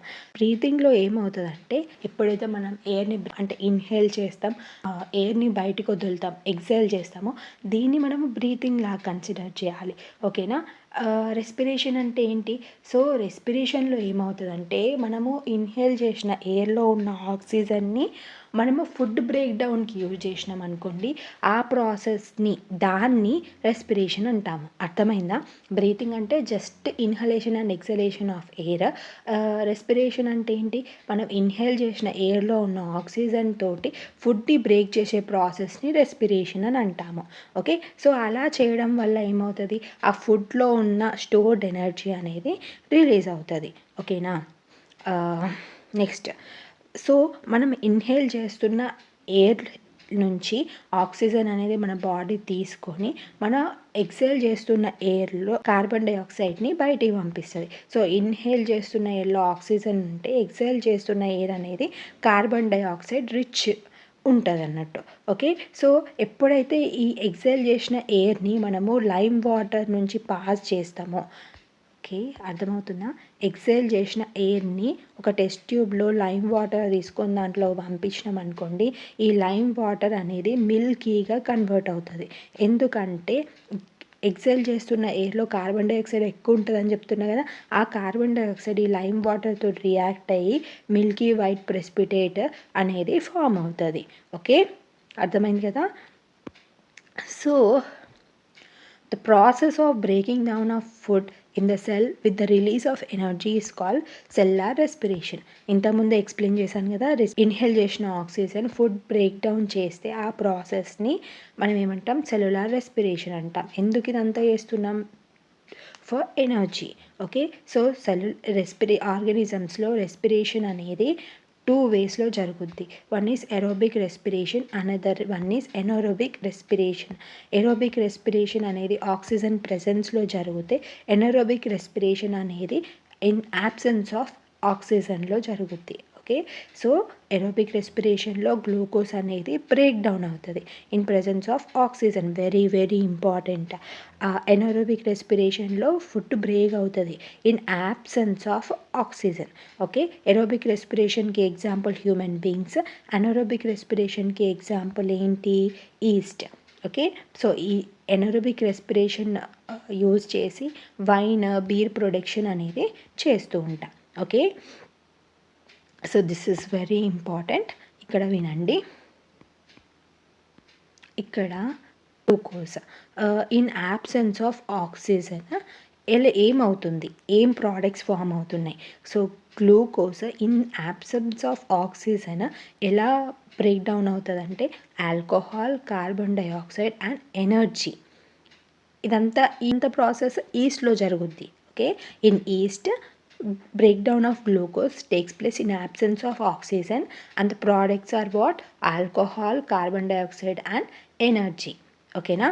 In presence of oxygen, human beings లో ఉన్న మైటోకాండ్రియాలో గ్లూకోజ్ బ్రేక్డౌన్ ఎలా అవుతుందంటే carbon dioxide, water and energy will be released. So ఈ 2 ప్రాసెస్లో డిఫరెన్స్ ఏంటంటే ఇక్కడ ఎనర్జీ ప్రొడక్షన్ అనేది చాలా తక్కువ ఉంటుంది, ఇక్కడ ఎనర్జీ ప్రొడక్షన్ అనేది చాలా హైగా ఉంటుంది. ఓకే, ఇదే కాకుండా ఇప్పుడు సమ్టైమ్స్ ఒకవేళ మనం రన్నింగ్ రేస్ చేస్తున్నాం అనుకోండి, రన్ చేసేటప్పుడు మనం ఎక్కువ ఎనర్జీ యూటిలైజ్ చేస్తాం కదా, సో అప్పుడు ఇనఫ్ అమౌంట్ ఆఫ్ ఆక్సిజన్ అనేది మన మజిల్స్కి అందదు. అలాంటప్పుడు ఏమవుతుందంటే టెంపరీగా muscles in absence of oxygen respire అవుతాయి, అంటే గ్లూకోజ్ని బ్రేక్ డౌన్ చేసుకుంటుంది. అప్పుడు ఏం ప్రోడక్ట్స్ ఫామ్ అవుతాయి అంటే లాక్టిక్ యాసిడ్ అండ్ ఎనర్జీ. ఇక్కడ ప్రొడ్యూస్ అయ్యే ఎనర్జీ అనేది చాలా తక్కువగా ఉంటుంది. ఓకే, అండ్ ఈ లాక్టిక్ యాసిడ్ ఫామ్ అవుతుంది కదా, సో ఈ లాక్టిక్ యాసిడ్ వల్ల మన మజిల్స్ క్రాంప్స్ అనేవి వస్తాయి. సో ఈ మజిల్ క్రాంప్స్ పోవాలంటే మనం ఏం చేయాలి? హాట్ వాటర్లో తోటి మసాజ్ చేసుకోవాలి. అలాంటప్పుడు ఏమవుతుంది? బ్లడ్ సర్క్యులేషన్ ఎక్కువయ్యి మనకి ఈ లాక్టిక్ యాసిడ్ అనేది కంప్లీట్ బ్రేక్ డౌన్ జరుగుద్ది. అర్థమైందా? సెల్యులార్ రెస్పిరేషన్ అనేది 2 టైప్స్. ఏంటి? Aerobic and anaerobic. ఎరోబిక్ అంటే in presence of oxygen, anaerobic అంటే in absence of oxygen. Okay, glucose అనేది in presence of oxygen human బీయింగ్స్లో ఉన్న మైటోకాండ్రియాలో ఎలా బ్రేక్ డౌన్ అవుతుంది? Carbon dioxide, water and energy. అదే ఈస్ట్లో in absence of oxygen glucose అనేది ఎలా బ్రేక్ డౌన్ అవుతుంది? Alcohol, carbon dioxide and energy. In case human beings లో హ్యూమన్ బీయింగ్స్ మజిల్స్లో గ్లూకోజ్ అబ్సెన్స్ ఆఫ్ ఆక్సిజన్లో ఎలా బ్రేక్ డౌన్ అవుతుంది, లాక్టిక్ యాసిడ్ ప్లస్ ఎనర్జీ.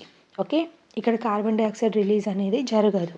ఓకేనా, వెరీ వెరీ ఇంపార్టెంట్, మంచిగా గుర్తుపెట్టుకోండి. నేను నీకు స్టార్టింగే బ్రీతింగ్ గురించి ఎక్స్ప్లెయిన్ చేశాను కదా. బ్రీతింగ్ అంటే ఏంటి? Inhalation and exhalation of air. Inhalation of air అంటే ఏంటి? Taking in of air rich in oxygen in to the body. Exhalation అంటే ఏంటి? Giving out of air rich in carbon dioxide.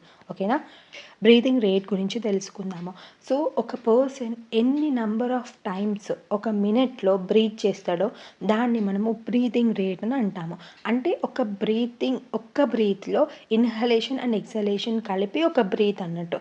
అంటే 1 మినిట్లో ఒక పర్సన్ ఎన్ని number of times inhale and exhale చేస్తాడో that is nothing but the breathing rate. So adult human బీయింగ్లో 15 times breathing rate అనేది 15 to 18 times per minute breathing rate అనేది present అయి ఉంటుంది.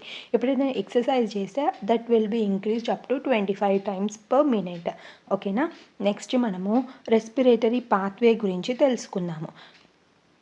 ఇక్కడ రెస్పిరేటరీ పాత్వేలో చూడండి, ఫస్ట్ ఏమవుతుందంటే ఎయిర్ అనేది నోస్ట్రిల్స్ నుంచి నాజల్ క్యావిటీ త్రూ ఫ్యారింగ్స్లోకి ఎంటర్ అవుతుంది. నెక్స్ట్ ఫ్యారింగ్స్ నుంచి లారింగ్స్లోకి ఎంటర్ అవుతుంది. ఓకే, లారింగ్స్ నుంచి నెక్స్ట్ ట్రాకియా నుంచి బ్రాంకై నుంచి బ్రాంకియోల్స్ నుంచి పోలార్ సాక్స్కి ఎయిర్ అనేది పాస్ అవుతుంది. అర్థమైందా? ఫస్ట్ ఎయిర్ నోస్ట్రిల్స్ నుంచి nasal cavity, next nasal cavity నుంచి ఫ్యారింగ్స్, నెక్స్ట్ లారింగ్స్, దెన్ ట్రాకియాని విండ్ పైప్ అని కూడా అంటారు. ఈ ట్రాకియా అనేది 2గా స్ప్లిట్ అయిపోతుంది, 2 బ్రాంచెస్గా. వాటిని ఏమంటారు? బ్రాంకై అంటారు. బ్రాంకై అనేది ఫర్దర్గా డివైడ్ అయిపోతుంది. దోస్ ఆర్ కాల్డ్ ఎస్ బ్రాంకియాల్స్ యొక్క టిప్స్ అనేవి ఒక సాక్స్ లాగా ఫామ్ అవుతాయి. దాన్ని మనం ఏమంటామంటే అల్వియోలర్ సాక్స్ అంటాము. So that is nothing but alveoli. Okay, అక్కడ డిఫ్యూజన్ ఆఫ్ గ్యాసెస్ అనేది జరుగుద్ది. ఓకే, క్లియర్ కదా? నెక్స్ట్ రెస్పిరేటరీ పాత్వే గుర్తుంది కదా. Respiratory pathway is also very very important. Lungs అనేవి ఎక్కడ ప్రజెంట్ అయి ఉంటాయి? చెస్ట్ క్యావిటీలో ప్రజెంట్ అయి ఉంటాయి and it is surrounded by the ribs. ఇంతకుముందు ఫిగర్లో చూసాం కదా. సో ఇప్పుడు ఇవి లంగ్స్ అనుకోండి, ఈ లంగ్స్ అనేవి చెస్ట్ క్యావిటీలో ప్రజెంట్ అయి ఉన్నాయి. సో దీని చుట్టూ మనకి రిబ్స్ అనేవి ప్రజెంట్ అయి ఉన్నాయి కదా. సో ఈ రిబ్స్ ఏం చేస్తున్నాయి? లంగ్స్ని ప్రొటెక్ట్ చేస్తూ ఉంటాయి. సో ఈ రిబ్స్కి డౌన్లో మనకి ఒక మస్కులర్ షీట్ అనేది ప్రజెంట్ అయి ఉంటుంది. That is called as diaphragm. ఈ డైఫార్గమ్ అనేది ఈ చెస్ట్ క్యావిటీ యొక్క ఫ్లోర్లో ప్రజెంట్ అయి ఉంటుంది, అంటే కింద భాగంలో ప్రజెంట్ అయి ఉంటుంది. క్లియర్ కదా? నెక్స్ట్ ఈ డైఫార్గమ్ అనేది ఎలా మూవ్ అవుతుంది ఇన్హలేషన్ అండ్ ఎక్సలేషన్ టైంలో అనేది తెలుసుకుందాము. సో ఎక్సేల్ చేసేటప్పుడు ఫస్ట్ ఇది రిబ్స్, దీని లోపల లంగ్స్ అనేవి ప్రెసెంట్ అయి ఉన్నాయి. సో ఎప్పుడైతే మనం ఎక్సేల్ చేస్తామో అప్పుడు ఈ రిబ్స్ అనేవి ఇన్వర్డ్కి ఇన్సైడ్ పుష్ అవుతాయి. అప్పుడు చెస్ట్ క్యావిటీ అనేది ఏమవుతుంది? చెస్ట్ క్యావిటీలో స్పేస్ అనేది డిక్రీజ్ అవుతుంది. సో డిక్రీజ్ అవ్వడం వల్ల ఈ చెస్ట్ క్యావిటీలో ప్రెషర్ ఎక్కువ ఉంటుంది, బయట తక్కువ ప్రెషర్ ఉంటుంది. సో ఎప్పుడైనా కానీ హై ప్రెషర్ నుంచి ఎయిర్ అనేది లో ప్రెషర్కి వెళ్తుంది కదా. సో ఇక్కడ నుంచి ఎయిర్ అనేది బయటికి వెళ్ళిపోతుంది. ఓకే, సో ఎప్పుడైతే రిబ్స్ అనేవి ముందుకు మూవ్ అవుతుందో, ఇన్వర్డ్కి మూవ్ అవుతుందో, అప్పుడు డైఫార్గమ్ అనేది ఈ విధంగా పైకి పుష్ అవుతుంది. ఓకే, సో డ్యూరింగ్ ఎక్సలేషన్ ఏమవుతుంది? రిబ్స్ అనేవి ఈ రిబ్స్ అనేవి ఇలా ఇన్వర్డ్కి పుష్ అవుతుంది. దానివల్ల ఈ రిబ్స్ లోపల ఉన్న ఈ క్యావిటీ అనేది చిన్నగా అవుతుంది. అప్పుడు ఎయిర్ అనేది బయటికి పుష్ అవుతుంది అండ్ డైఫార్గమ్ కూడా పైకి మూవ్ అవుతుంది. Okay, so this is during the exhalation. మరి ఇన్హలేషన్ చేసేటప్పుడు ఏమవుతుంది? సపోజ్ ఇవి రిబ్స్ అనుకోండి, ఈ ఇన్హేల్ చేసేటప్పుడు ఈ రిబ్స్ అనేవి అవుట్ సైడ్కి మూవ్ అవుతుంది. దానివల్ల దీని లోపల ఉన్న క్యావిటీ అనేది పెరుగుద్ది. అప్పుడు ఏమవుతుంది? ఇక్కడ లో ప్రెషర్ ఉంటుంది, బయట హై ప్రెషర్ ఉంటుంది. సో అప్పుడు ఎయిర్ అనేది బయట నుంచి లోపలికి ఎంటర్ అవుతుంది.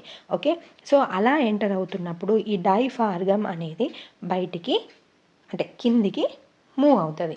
ఓకే, ఎయిర్ అనేది ఈ విధంగా గుర్తుపెట్టుకోండి. బయట నుంచి ఎయిర్ అనేది లోపలికి వెళ్తున్నప్పుడు డైఫార్గమ్ అనేది కిందికి మూవ్ అవుతుంది.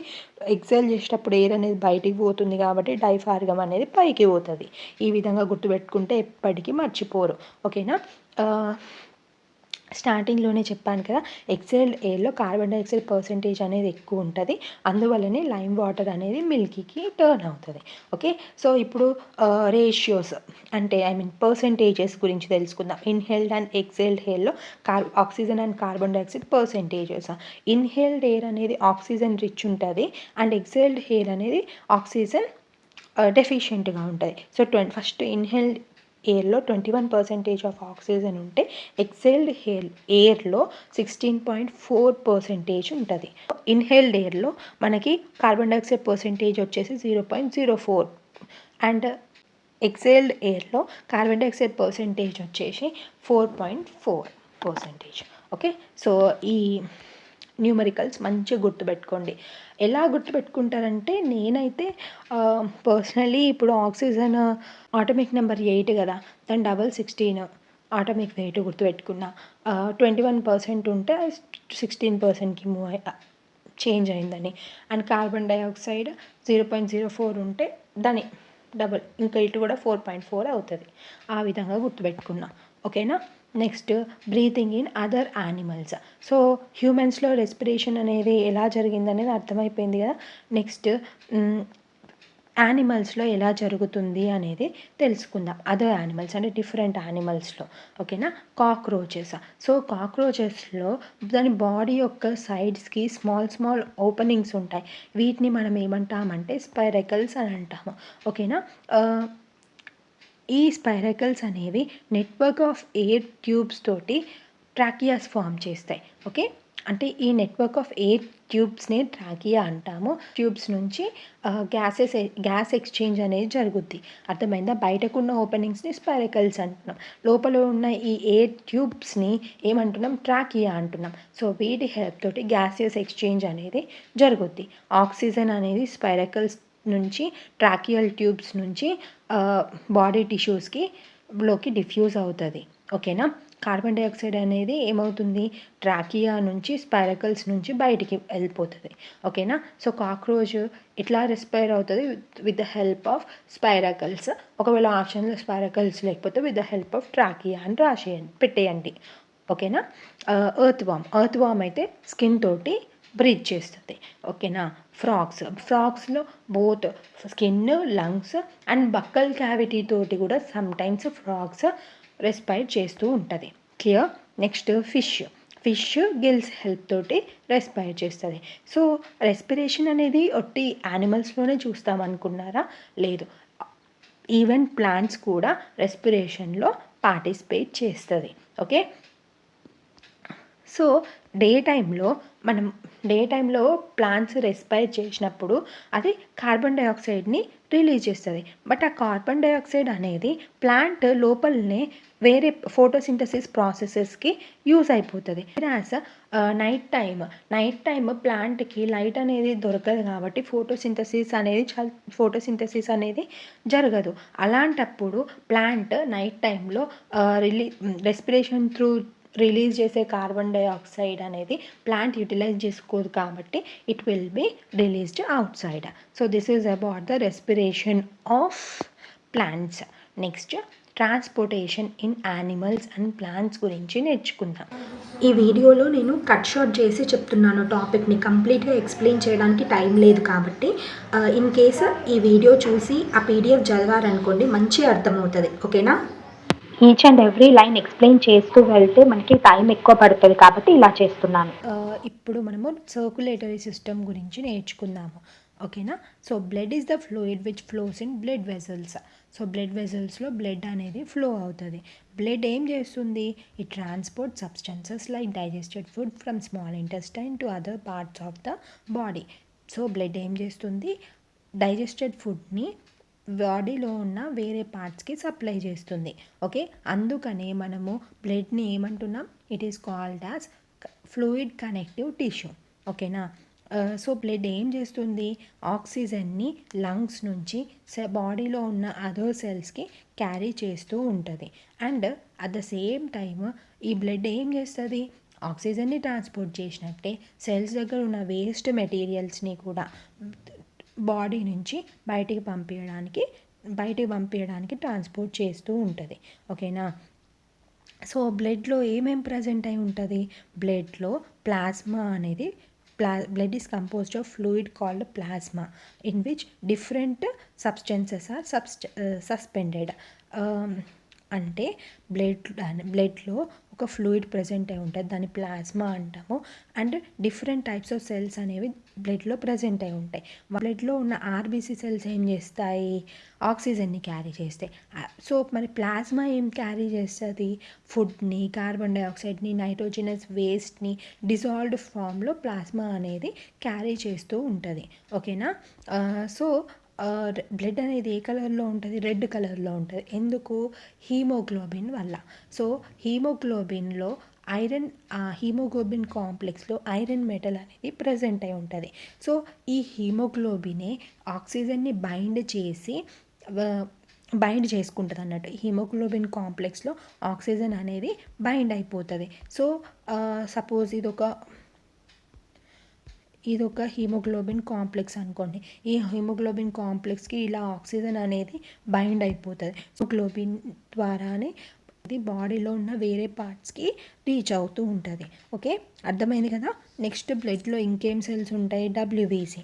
సో డబ్ల్యూబీసీ ఏం చేస్తుందంటే, ఎప్పుడైనా మన బాడీలోకి ఫారిన్ సబ్స్టెన్సెస్ ఎంటర్ అయ్యాయి అనుకోండి, వాటిని చంపడానికి మనకి వైట్ బ్లడ్ సెల్స్ అనేవి యూజ్ అవుతూ ఉంటాయి. ఓకేనా. Next platelets. సో సపోజ్ ఇప్పుడు ఎప్పుడన్నా మీరు ఇంజ్యూర్ అయిపోయారనుకోండి, కొంతసేపటి బ్లడ్ వస్తుంది. సో వచ్చిన బ్లడ్ కంటిన్యూస్గా ఫ్లో అవుతూనే ఉంటుందా, ఉండదు. కొంతసేపు అయినాక క్లాట్ అయిపోతుంది. సో అలా క్లాటింగ్కి బ్లడ్లో ఉన్న ఏ సెల్ హెల్ప్ చేస్తుందంటే ప్లేట్లెట్స్. ఓకే, అర్థమైందా. సో బ్లడ్లో ఉన్న ఆర్బీసీ, డబ్ల్యూబీసీ అండ్ ప్లేట్లెట్స్ గురించి నేర్చుకుందాం. నెక్స్ట్ బ్లడ్ వెజల్స్ గురించి నేర్చుకుందాం. So blood vessels 2 kinds, arteries and veins. So arteries అనేవి ఆక్సిజన్ రిచ్ బ్లడ్ని క్యారీ చేస్తుంది. ఓకే, ఈ క్వశ్చన్ కూడా ప్రీవియస్ ఇయర్స్లో వచ్చింది. ఆర్టరీస్ ఏం చేస్తుంది, ఆక్సిజన్ రిచ్ బ్లడ్ని క్యారీ చేస్తుంది. Whereas veins carbon dioxide rich బ్లడ్ని క్యారీ చేస్తుంది. Except pulmonary vein. ఈ పల్మోనరీ వెయిన్ అనేది ఆక్సిజన్ రిచ్ బ్లడ్ని క్యారీ చేస్తుంది.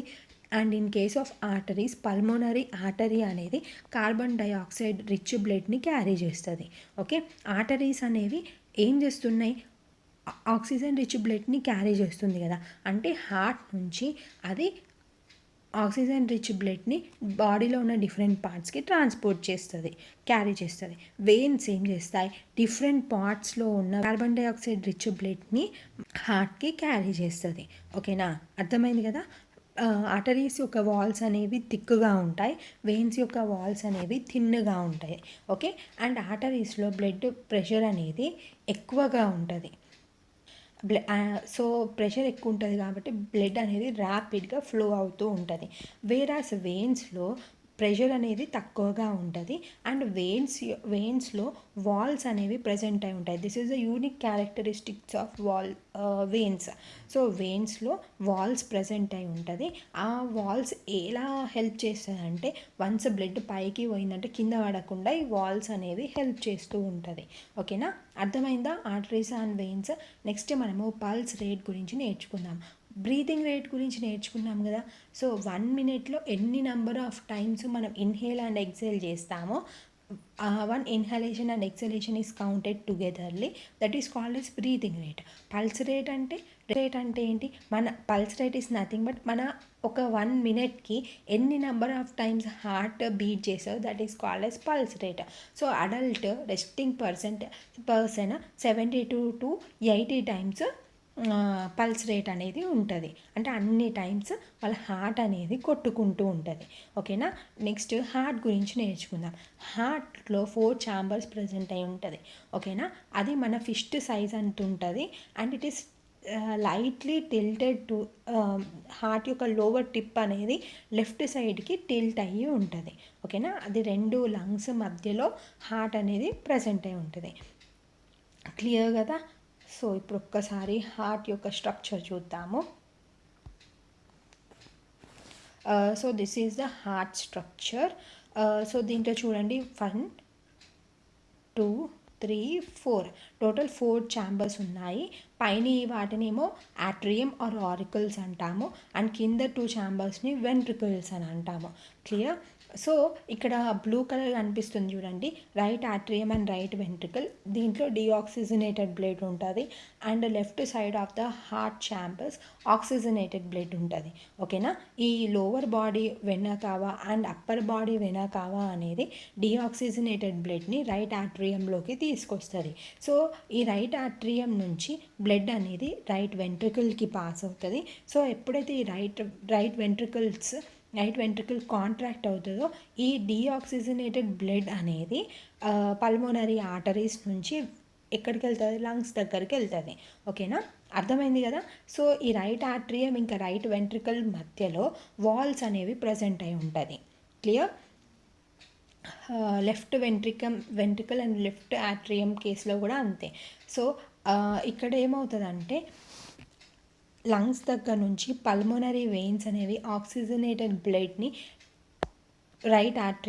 లెఫ్ట్ ఆట్రియంకి తీసుకొస్తుంది. సో ఇక్కడ లెఫ్ట్ ఆట్రియంలోంచి బ్లడ్ అనేది నెక్స్ట్ లెఫ్ట్ వెంట్రికల్కి వస్తుంది. ఓకే. సో ఇలా వచ్చినాక ఎప్పుడైతే లెఫ్ట్ వెంట్రికల్ కాంట్రాక్ట్ అవుతుందో అప్పుడు ఆక్సిజనేటెడ్ బ్లడ్ అనేది ఎరోటా నుంచి ఫర్దర్ బాడీ పార్ట్స్కి ట్రాన్స్పోర్ట్ అవుతుంది. క్లియర్. ఇగో ఇక్కడ ఒక డయాగ్రామ్ గీసాను చూడండి. సో లంగ్స్ ఉన్నాయి కదా, అండ్ ఇక్కడ హార్ట్ ఉంది, and this is the blood capillaries.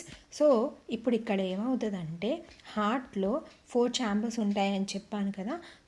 So ఇక్కడ లెఫ్ట్ ఆట్రియం ఇంకా left ventricle, right ఆట్రియం and right ventricle. So right side ఏమో డిఆక్సిజనేటెడ్ బ్లడ్ ఉంటుంది కదా.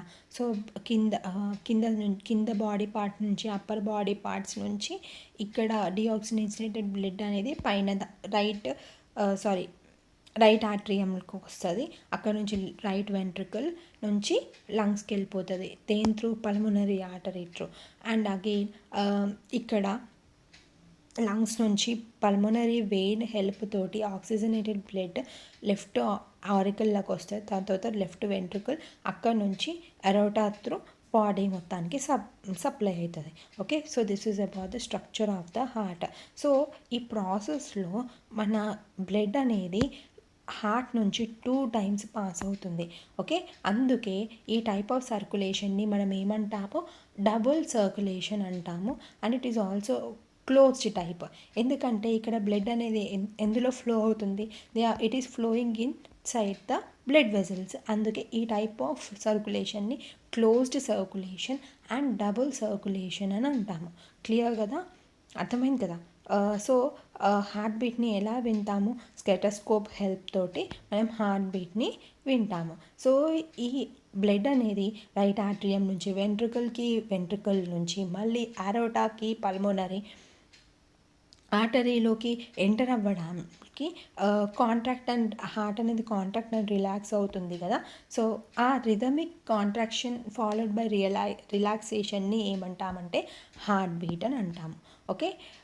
నెక్స్ట్ బ్లడ్ ప్రెషర్ గురించి నేర్చుకుందాం. సో బ్లడ్ ప్రెషర్ అనేది మన స్పైగోమానోమీటర్ హెల్ప్ తోటి మెజర్ చేస్తాము.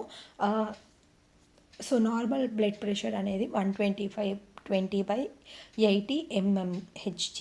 ఓకే. నెక్స్ట్ లింఫ్ని మనం టిష్యూ ఫ్లూయిడ్ అని కూడా అంటాము. సో క్యాపిలరీ యొక్క వాల్స్లో స్మాల్ పోర్స్ ఉంటాయి, దాని నుంచి some amount of plasma, protein and blood cells అనేవి ఇంటర్సెల్యులర్ స్పేసెస్లోకి ఎస్కేప్ అవుతుంది. ఓకే.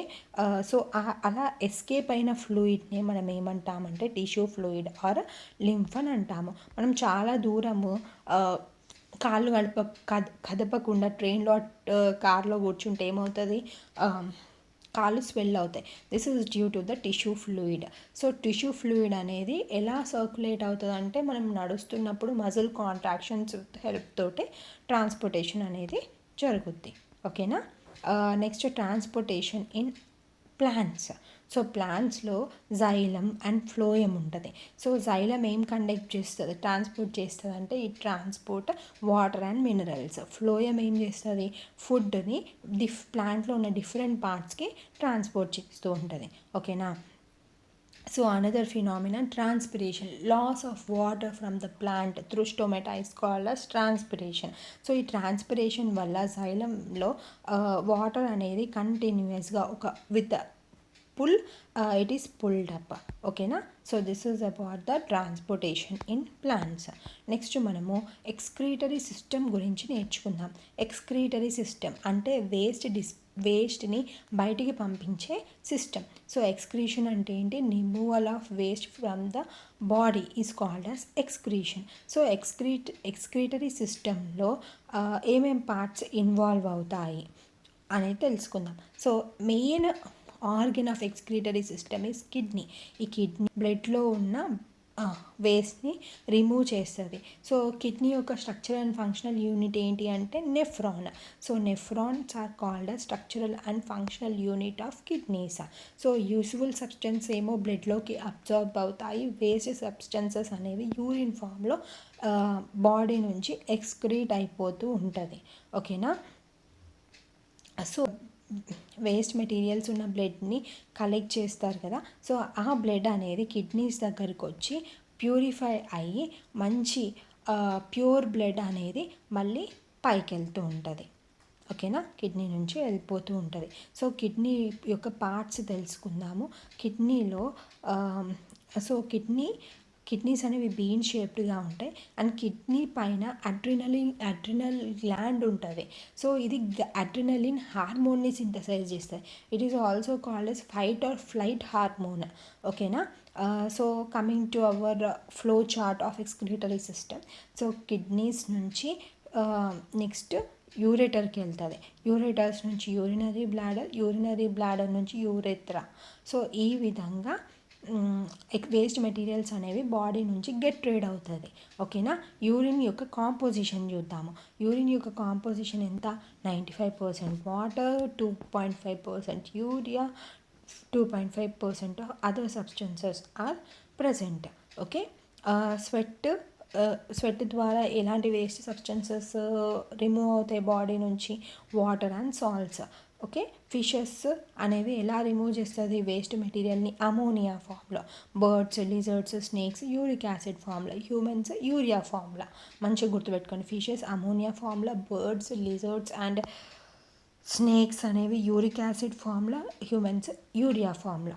ఇక్కడ నేను ఒక రఫ్ డయాగ్రామ్ ఆఫ్ నెఫ్రాన్ గీసాను. Once you have a look. ఇక్కడ ఈ కప్పు లాంటి స్ట్రక్చర్ ఉంది కదా, it is called as Bowman's capsule. Bowman's capsule లోపల క్యాపిలరీస్ అన్నీ ఒక నెట్వర్క్ లైక్ స్ట్రక్చర్స్ని ఫామ్ చేస్తుంది. దాన్ని ఏమంటామంటే గ్లోమెర్యులాస్ అని అంటాము. సో ఈ గ్లోమెర్యులాస్ త్రూ ఎప్పుడైతే వేస్ట్ సబ్స్టెన్సెస్ ఉన్న బ్లడ్ మూవ్ అవుతుందో దాంట్లో ఉన్న వేస్ట్ థింగ్స్ అనేవి బావెన్స్ క్యాప్సూల్ లోపలికి అబ్జర్బ్ అవుతాయి. ఆ వేస్ట్ సబ్స్టెన్సెస్ అనేది పీసీటీ, ప్రాక్సిమల్ కన్వల్యూటెడ్ టిబ్యూల్ నుంచి మళ్ళీ Henle's loop through DCT, distal convoluted టిబ్యూల్లోకి వస్తుంది. సో మ్యాక్సిమం అబ్జార్ప్షన్ అయిపోయిన తర్వాత రిమైనింగ్ యూరిన్ని బయటికి ఎక్స్క్రీట్ చేస్తాము.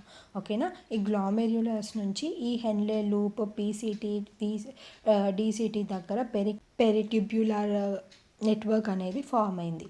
ఓకేనా. నెక్స్ట్ మనము రిప్రొడక్షన్ గురించి నేర్చుకుందాం. First reproduction in plants. So reproduction అంటే నథింగ్ బట్ ఒక ఆర్గానిజం నుంచి ఫర్దర్గా స్మాల్ ఆర్గానిజమ్స్ అనేవి ప్రొడ్యూస్ అవుతాయి. This process is called as reproduction. Parents నుంచి డాటర్స్ అనేవి, ఇండివిజువల్స్ అనేవి ఫామ్ అవుతాయి. That process is called as reproduction. Reproduction అనేది 2 types, sexual and asexual reproduction. Sexual రిప్రొడక్షన్లో there is no fusion of gametes. అంటే seeds లేకుండానే new plants అనేవి produce చేస్తే ఆ type of reproduction asexual reproduction అంటాము. సెక్షువల్ రిప్రొడక్షన్ అంటే plants gives rise to new plants with the help of seeds.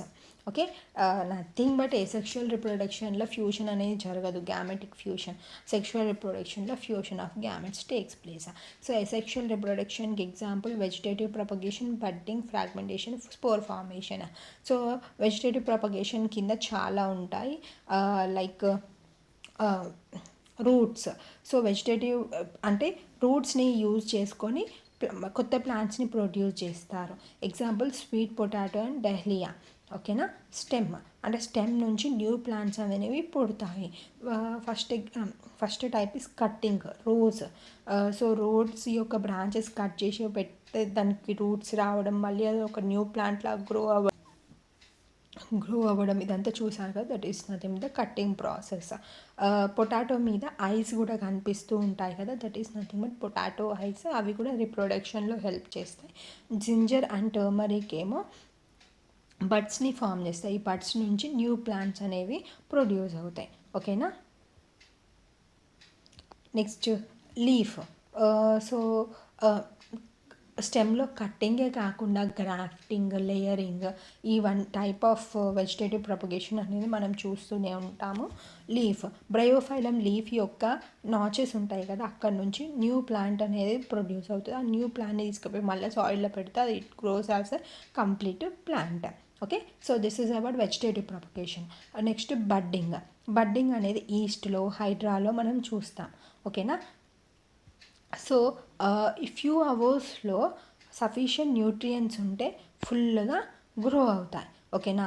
So ఇక్కడ చూడండి, ఈస్ట్ సెల్ యొక్క బాడీ నుంచి ఒక ప్లేస్ నుంచి ఇలా ప్రొట్యూట్మెంట్ వచ్చిన తర్వాత జెనెటిక్ మెటీరియల్ కూడా స్ప్లిట్ అయిపోయి ఫర్దర్గా ఈ బడ్ అనేది మదర్ ప్లాంట్ నుంచి డిటాచ్ అయిపోతుంది. ఓకేనా. ఫ్రాగ్మెంటేషన్. సో సపోజ్ ఏదైనా దెబ్బ వల్లనో యాక్సిడెంటల్గా ఒక చిన్న ఫిలమెంట్ బ్రేక్ అయిపోయింది అనుకోండి, మళ్ళీ కట్ అయిపోయిన ఫిలమెంట్ అనేది మళ్ళీ న్యూ ప్లాంట్ లాగా గ్రో అవుతుంది. Example spirogyra. Okay. So that is called yes fragmentation. Next spore formation. Spore formation అనేది మనము ఫంగీలో, ఫర్న్స్లో చూస్తూ ఉంటాం. ఓకేనా. సో బూస్ పడితే బూస్ పైన బ్లాక్ డ్రాప్లెట్స్ ఉంటాయి కదా, that is nothing but spores అనేవి స్పోరెంజియం లోపల ఫామ్ అవుతాయి. ఓకేనా.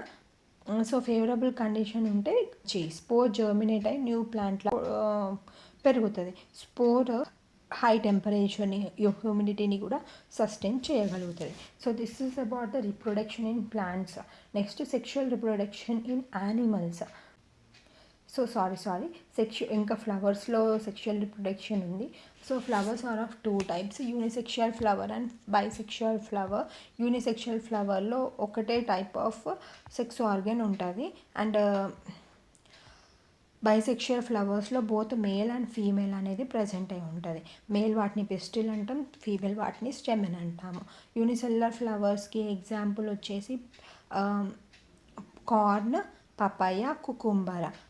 బైసెక్షువల్ ఫ్లవర్స్కి example mustard, China rose and petunia. Okay. So MRP అని గుర్తుపెట్టుకోండి, mustard, China rose and petunia are the examples of bisexual flowers. Unisexual flowers అంటే పపాయ, కార్న్ అండ్ కుకుంబర్. ఓకేనా. ఇప్పుడు మనం male and female reproductive parts చూద్దాము. మేల్లో filament and anther అనేది present అయి ఉంటుంది. ఈ యాంథర్స్ లోపల మేల్ గ్యామెట్స్, పోలిన్ గ్రెయిన్స్ అనేవి ఫామ్ అవుతాయి. ఫీమేల్లో ovule, ovary, style, stigma. Ovules అనేవి nothing but they transforms into seeds, and ovary అనేది ఒక ఫ్రూట్ లాగా ట్రాన్స్ఫార్మ్ అవుతుంది. Okay. Ovules are nothing but female gametes are egg. Okay. ఎప్పుడైతే male and female gamete fuse అవుతాయో then zygote will be formed. ఓకేనా. So ఇప్పుడు ఈ male gamete అనేది ఫీమేల్ గ్యామెట్ కాంటాక్ట్లోకి ఎట్లా వస్తుంది, that process is nothing but the pollination. Pollen grains అనేవి యాంథర్ నుంచి ఎప్పుడైతే ఫీమేల్ రిప్రొడక్టివ్ పార్ట్ అయిన స్టిగ్మా మీదకి రీచ్ అవుతుందో ఆ ప్రాసెస్ని పాలినేషన్ అంటాం. సెల్ఫ్ పాలినేషన్ అయినా జరగవచ్చు, క్రాస్ పాలినేషన్ అన్న. క్రాస్ పాలినేషన్ అంటే ఒక ప్లాంట్ నుంచి ఇంకొక ప్లాంట్కి పోలెన్ గ్రెయిన్స్ అనేవి ఒక ప్లాంట్ నుంచి ఇంకొక ప్లాంట్ యొక్క స్టిగ్మా మీద ఇంకొక ప్లాంట్ యొక్క ఫ్లవర్ ఆర్ ఇంకొక డిఫరెంట్ ఫ్లవర్ యొక్క స్టిగ్మా మీద పడితే that is called S Cross pollination. Otherwise ఒక పువ్వు లోపల ఉన్న యాంథర్ అండ్ స్టిగ్మా మధ్యలో పాలినేషన్ జరుగుతుంది, that is called yes self pollination. ఓకేనా. నెక్స్ట్ ఫర్టిలైజేషన్ గురించి నేర్చుకుందాము.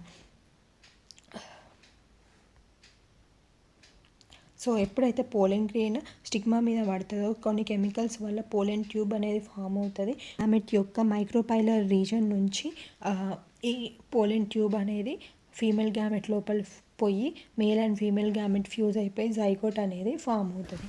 సో లేటర్ జైగోట్ అనేది ఫర్దర్గా డెవలప్ అయ్యి ఎంబ్రియోని ఫామ్ చేస్తుంది. ఓకేనా. నెక్స్ట్ సీడ్ డిస్పర్సల్ గురించి నేర్చుకుందాం. With the help of wind, water and animal seed dispersion will be takes place.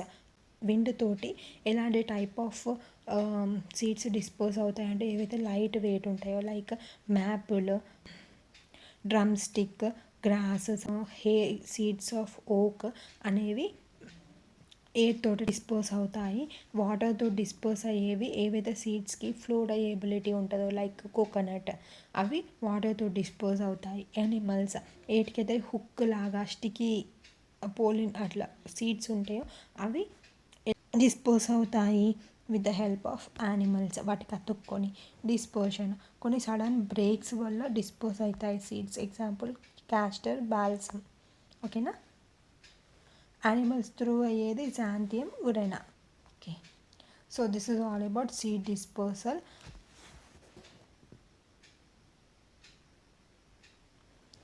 One more small topic is left over. So starch ప్రజెంట్ని test చేయడానికి మనం ఏం చేస్తామంటే లీఫ్ని మిథైలేటెడ్ స్పిరిట్లో వేసి ఇట్లా డబుల్ బాయిలింగ్ మెథడ్ తోటి హీట్ చేసిన తర్వాత ఆ లీఫ్ని తీసి మనం ఒక పెట్రీ డిష్లో పెట్టి ఎప్పుడైతే అయోడిన్ సొల్యూషన్ వేస్తామో అప్పుడు అది బ్లూ బ్లాక్ కలర్కి టర్న్ అవుతే it indicates presence of starch. ఓకేనా. And one small topic regarding root system. Root ఏం చేస్తుంది, వాటర్ అండ్ మినరల్స్ని సాయిల్ నుంచి అబ్జర్వ్ చేసుకొని ప్లాంట్స్కి పంపిస్తూ ఉంటుంది కదా. 2 types of root system are present, tap root and fibrous root system. Tap root సిస్టంలో ఉన్న ప్లాంట్స్ యొక్క లీవ్స్ అనేవి రెటికులేట్ వెనేషన్ని కలిగి ఉంటుంది. అదే ఫైబ్రస్ రూట్ యొక్క లీవ్స్ ఫైబ్రస్ రూట్స్ ఉన్న ఫైబ్రస్ ప్లాంట్ యొక్క లీవ్స్ చూస్తే ఇట్ షోస్ ప్యారలల్ వెనేషన్. ఓకేనా. So roots also stores food material. Example sweet potato, turnip, radish, tapioca. These are all the example food materials అనేవి store చేయబడతాయి. ఓకేనా.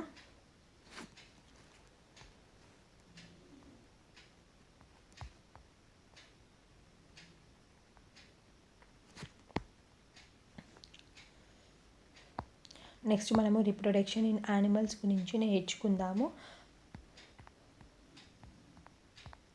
So males యానిమల్స్లో కూడా 2 types of sexual reproduction 2 types of reproductions ఉంటాయి. One is sexual and another is asexual reproduction. సెక్షువల్లో male and female gametes అనేవి fuse అవుతాయి. Male reproductive organ గురించి నేర్చుకున్నాము. సో ఇక్కడ స్పర్మ్స్ అనేవి ఏ విధంగా అంటే ఏ సీక్వెన్స్లో మూవ్ అవుతుంది వచ్చే ఛాన్స్ ఉంది. మేల్ రిప్రొడక్టివ్ ఆర్గన్స్ అనేవి ఏంటి, pair of testis, 2 sperm ducts and penis. These are the parts of male reproductive organ. Okay. Testis నుంచి మేల్ గ్యామెట్స్ అనేవి ప్రొడ్యూస్ అవుతాయి. ఈ మేల్ గ్యామెట్స్ని మనము స్పర్మ్స్ అంటాము. Millions of sperm should be produced by the testis. So each స్పర్మ్లో single cell ఉంటుంది, middle piece ఉంటుంది అండ్ టేల్ ఉంటుంది. ఓకేనా.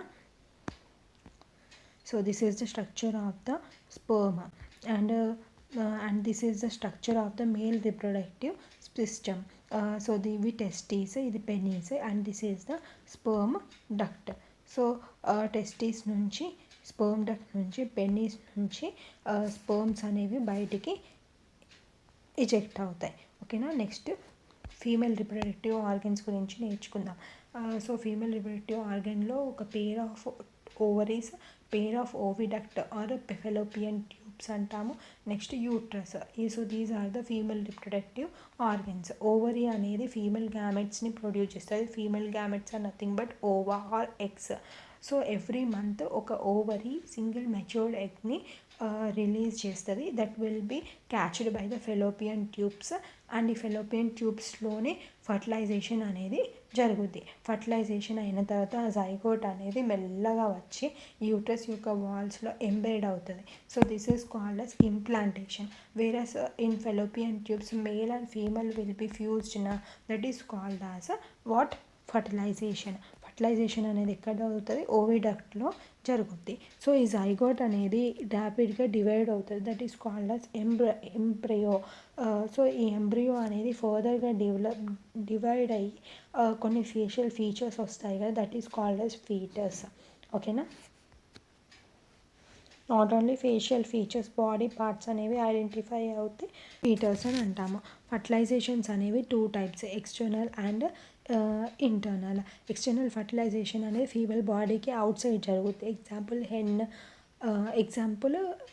ఎగ్జాంపుల్ ఫిషెస్, ఆక్వాటిక్ అనిమల్స్, ఇవన్నీ ఎక్స్టర్నల్ ఫర్టిలైజేషన్కి ఎగ్జాంపుల్. ఇంటర్నల్ ఫర్టిలైజేషన్కి ఎగ్జాంపుల్స్.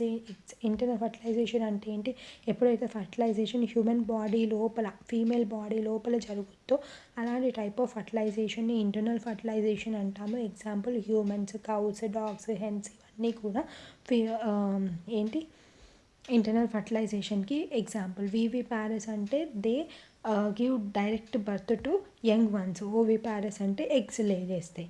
ఓకే, ఎగ్జాంపుల్స్ ఇక్కడ ఇచ్చాను చూడండి.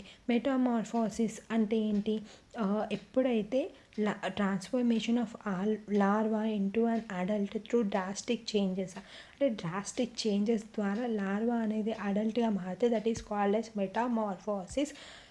సో ఈ మెటామార్ఫోసిస్ జరిగేటప్పుడు వాటర్లో థైరాక్సిన్ హార్మోన్ ఉంటే మెటామార్ఫోసిస్ అనేది మంచిగా జరుగుద్ది. ఓకేనా. Next asexual reproduction, budding and binary fission. Binary fission అనేది అమీబాలో చూస్తాం, బడ్డింగ్ అనేది హైడ్రాలో చూస్తాం. ఇంకా బడ్డింగ్ అనేది ఎక్కడ చూస్తాం, ఈస్ట్లో కూడా చూస్తాము. ఓకేనా. Next adolescence. So 11 to 18 or 19 years of age gap మధ్యలో ఉంటాయి చూడండి, దా ఏజ్ని మనం అడాలసెన్స్ అని అంటాం. ఎందుకంటే ఆ ఏజ్లో చాలా చేంజెస్ అవుతాయి, బాడీ చేంజెస్ అవుతుంది అండ్ రిప్రొడక్టివ్ పార్ట్స్ అనేవి మెచ్యూర్ అవుతాయి. ఓకేనా. Puberty. During adolescence human body undergoes several changes, they become capable of reproduction. This is called as puberty. అంటే అడాలసెన్స్ టైంలో హ్యూమన్ బాడీలో చాలా చేంజెస్ అవుతాయి అండ్ రిప్రొడ్యూస్ చేయడానికి సిద్ధం అవుతుంది కదా. సో ఆ టైంని మనం ఏమంటామంటే ప్యూబర్టీ అని అంటాము. సో ప్యూబర్టీ అప్పుడు ఎలాంటి చేంజెస్ చూస్తాము, హైట్లో ఇంక్రీజ్ అవుతారు పిల్లలు, బాడీ షేప్ అనేది చేంజ్ అవుతుంది, వాయిస్ చేంజ్ అవుతుంది. యాడమ్స్ యాపిల్ బాయ్స్లో ఉంటుంది, దానివల్లనే హార్స్ వాయిస్ అనేది బాయ్స్ ప్రొడ్యూస్ చేస్తారు, అదే గర్ల్స్లో హై పిచ్ వాయిస్ అనేది ఉంటుంది. Okay. Sweat and sebaceous glands అనేవి యాక్టివేట్ అయిపోతాయి, సెక్స్ ఆర్గన్స్ డెవలప్ అవుతుంది, మెంటల్గా, ఎమోషనల్గా, ఇంటెలెక్చువల్గా మెచ్యూర్ అవుతారు. And secondary sexual characters like private పార్ట్స్లో హెయిర్ గ్రో అవ్వడము, గర్ల్స్లో పెల్విక్ రీజన్ బ్రాడ్ అవ్వడము, మేల్స్లో షోల్డర్స్ బ్రాడ్ అవ్వడము, these are all the sexual characters of secondary sexual characters. ఓకేనా. సో ఈ క్యారెక్టర్స్ అనేవి ఎలా కంట్రోల్ అవుతాయి, with the help of hormones are nothing but the chemical substance. అవి డైరెక్ట్గా బ్లడ్ స్ట్రీమ్ లోపలికే రిలీజ్ అవుతాయి. So hormones are released by endocrine glands or ductless glands. Okay. Next hormones గురించి తెలుసుకుందాం. Pituitary hormone is the master gland. Okay. So అది వేరే హార్మోన్స్ని regulate చేస్తూ ఉంటుంది, అంటే వేరే ఆర్గన్స్ హార్మోన్స్ని ప్రొడ్యూస్ చేయడానికి స్టిమ్యులేట్ చేస్తుంది. Example testis and ovaries. Testis అనేవి మేల్స్లో కనిపిస్తాయి and testis produce testosterone. Ovaries అనేవి ఫీమేల్స్లో ఉంటాయి. Female reproductive hormone is the oestrogen. Male reproductive hormone ఏంటి, testosterone, and female reproductive organ ఏంటి, ఈస్ట్రోజన్. ఓకేనా. అదర్ హార్మోన్స్ ఏంటంటే థైరాయిడ్ గ్లాండ్ అనేది థైరాక్సిన్ హార్మోన్ని సీక్రెట్ చేస్తారు. ప్యాంక్రియాస్ ఇన్సులిన్ని, అడ్రినల్ గ్లాండ్ అడ్రినల్ని, పిట్యూటరీ గ్లాండ్ గ్రోత్ హార్మోన్స్ని ప్రొడ్యూస్ చేస్తుంది. ఓకేనా. టాడ్పోల్ లార్వా అండ్ అనేది ఎప్పుడైతే అడల్ట్ ఫ్రాక్ లాగా మారుతుందో that process is called as metamorphosis. ఇన్సెక్ట్స్లో మెటామార్ఫోసిస్ అనేది ఇలా కంట్రోల్ అవుతాయి ఇన్సెక్ట్ హార్మోన్స్ తోటి. అదే ఫ్రాక్స్లో థైరాక్సిన్ హార్మోన్ తోటి వల్ల కంట్రోల్ అవ్వబడుతుంది. ఓకేనా. Next menstruation. యూట్రస్ యొక్క వాల్స్ అనేవి లైనింగ్ అనేది షెడ్ అవుతుంది చూడండి. ఒకవేళ ఫర్టిలైజేషన్ జరగకపోతే that process is called as menstruation. First menstruation cycle start అయిన దాన్ని మెనార్క్ అంటారు. అండ్ లాస్ట్ స్టాపేజ్ ఆఫ్ మెన్స్ట్రేషన్ని మెనోపాస్ అని అంటాము. ఓకేనా. Sex determination in human beings. Sex determination అనేది ఎవరి మీద డిపెండ్ అవుతుంది? మేల్స్ మీద డిపెండ్ అవుతుంది. ఫీమేల్స్ నుండి ఎక్సెస్ క్రోమోజోమ్స్ వస్తే మేల్స్ దగ్గర నుంచి XY క్రోమోజోమ్ వస్తుంది. ఎప్పుడైతే ఎక్సెస్ క్రోమోజోమ్స్ ఫ్యూజ్ అవుతాయో అప్పుడు గర్ల్ చైల్డ్ వస్తుంది. XY క్రోమోజోమ్స్ ఫ్యూజ్ అవుతాయో దాన్ని బాయ్ చైల్డ్ వస్తుంది. సో అల్టిమేట్గా సెక్స్ డిటర్మినేషన్ అనేది ఎవరి మీద డిపెండ్ అయ్యి ఉంటుంది? మేల్స్ మీద డిపెండ్ అయ్యి ఉంటుంది. సో ఇప్పటికే ఈ వీడియో చాలా లెంతీ అయిపోయింది. నెక్స్ట్ కమింగ్ క్లాస్లో నేను rest of the topics cover చేస్తాను. All about the today's video. ఈ వీడియో కనుక మీకు హెల్ప్ఫుల్ అయితే తప్పకుండా వీడియోని లైక్ చేయండి, మన ఛానల్ని సబ్స్క్రైబ్ చేసుకోండి. ఈ నోట్స్ PDF కావాలనుకుంటే వాట్సాప్ నంబర్ ప్రొవైడ్ చేస్తాను ఇక్కడ స్క్రీన్ మీద, దానికి మెసేజ్ చేయండి. ఈ వీడియోకి కంటిన్యూషన్ నెక్స్ట్ వస్తుంది. So I hope you like this. Thank you so much for watching. Let's meet in the next video. Thank you so much.